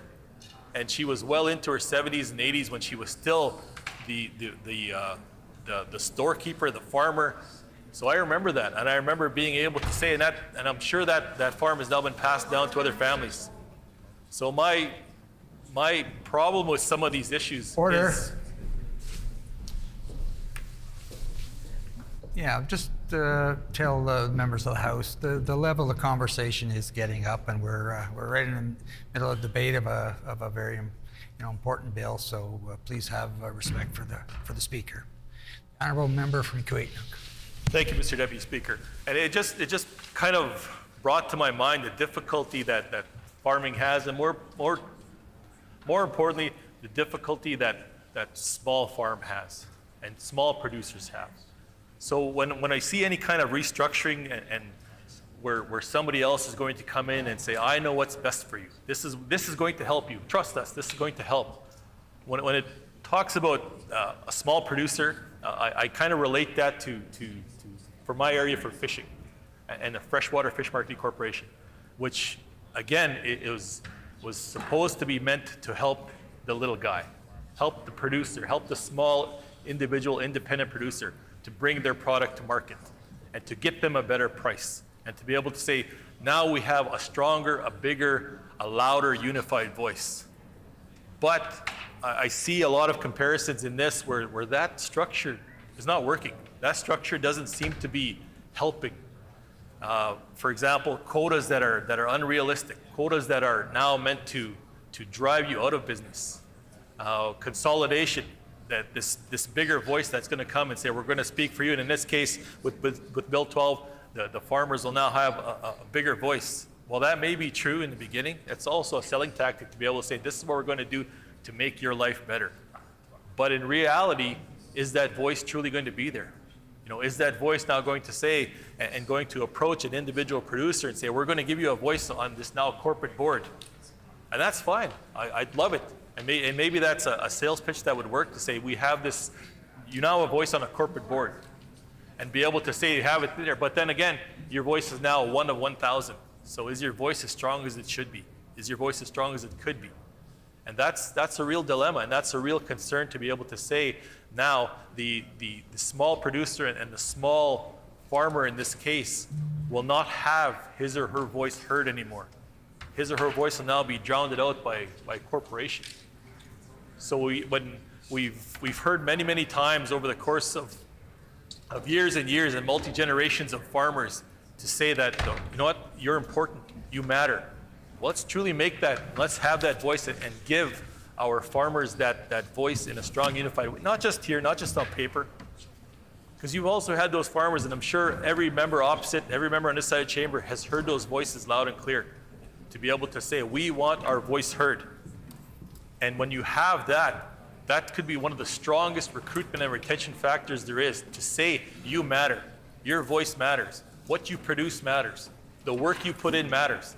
And how is that going to be rewarded? It's going to be rewarded by having a strong voice, whether it be in this chamber, whether it be across Manitoba, or whether it be on the international market. That's truly where that has to be. And when we talk about producing, whether it be in my situation, freshwater, for example, this situation, peak of the market, being able to say that we're a non-for-profit. Obviously, everybody wants to generate revenue, to support their families, to support themselves, to grow. So that's a question, and my colleague from the borough has asked that question. What happens now? We're talking about not-for-profit. What happens when that model now turns to a for-profit? What happens to the little guy? And those are the questions that I really want to ask. And if I could only ask one question of this, it's truly this. Is this truly speaking up for the small farmer? Is this truly speaking up for the small voice that doesn't necessarily come and knock on doors and send out emails and repeat phone calls?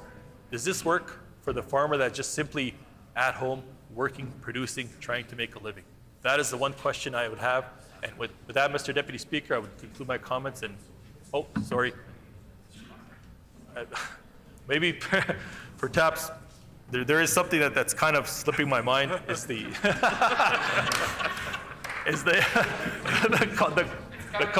it's coming to mind now, and it's simply coming to mind because I have to make that purchase today, and I have to make that purchase on my way home.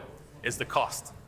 Right? We talk about being able to do these kind of things to reduce costs for the consumers, to increase productivity, to increase generated income for the producer, but at the cost. And I've always made my relations and a number of different issues, including Bill 12, to be able to sit here and what does this do for my community? What does this do for my constituency? And sometimes those answers aren't that easy to come across, and it's not relatable. And maybe some members in southern Manitoba and central Manitoba don't relate that in that way, to be able to say this is what this costs. For example, you could go out to whether it be a wholesale here in the city or Safeway or Superstore or wherever, to be able to go and then say, I'm going to buy a 5-pound bag of potatoes for a few dollars. Well, now you flip that into a remote community, now you're paying $25 for that same bag. And that's the realistic issues that need to be addressed here, is the cost of living. So with that, that's truly my final words, Mr. Deputy Speaker, and I appreciate the chance to share these few comments.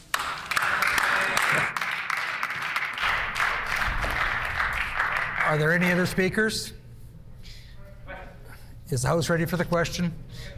The question before the House is second reading of Bill number 12, the Peak of the Market Reorganization Act. Is it the pleasure of the House to adopt the motion? Agreed? Agreed. Agreed, and so ordered. We will now move on to, Minister of Finance. Is there a will to see the clock? It's 5 p.m. Is it the will of the House to call it 5 o'clock? The hour, order. The hour being 5 p.m., this House is adjourned and stands adjourned until 10 a.m. tomorrow morning.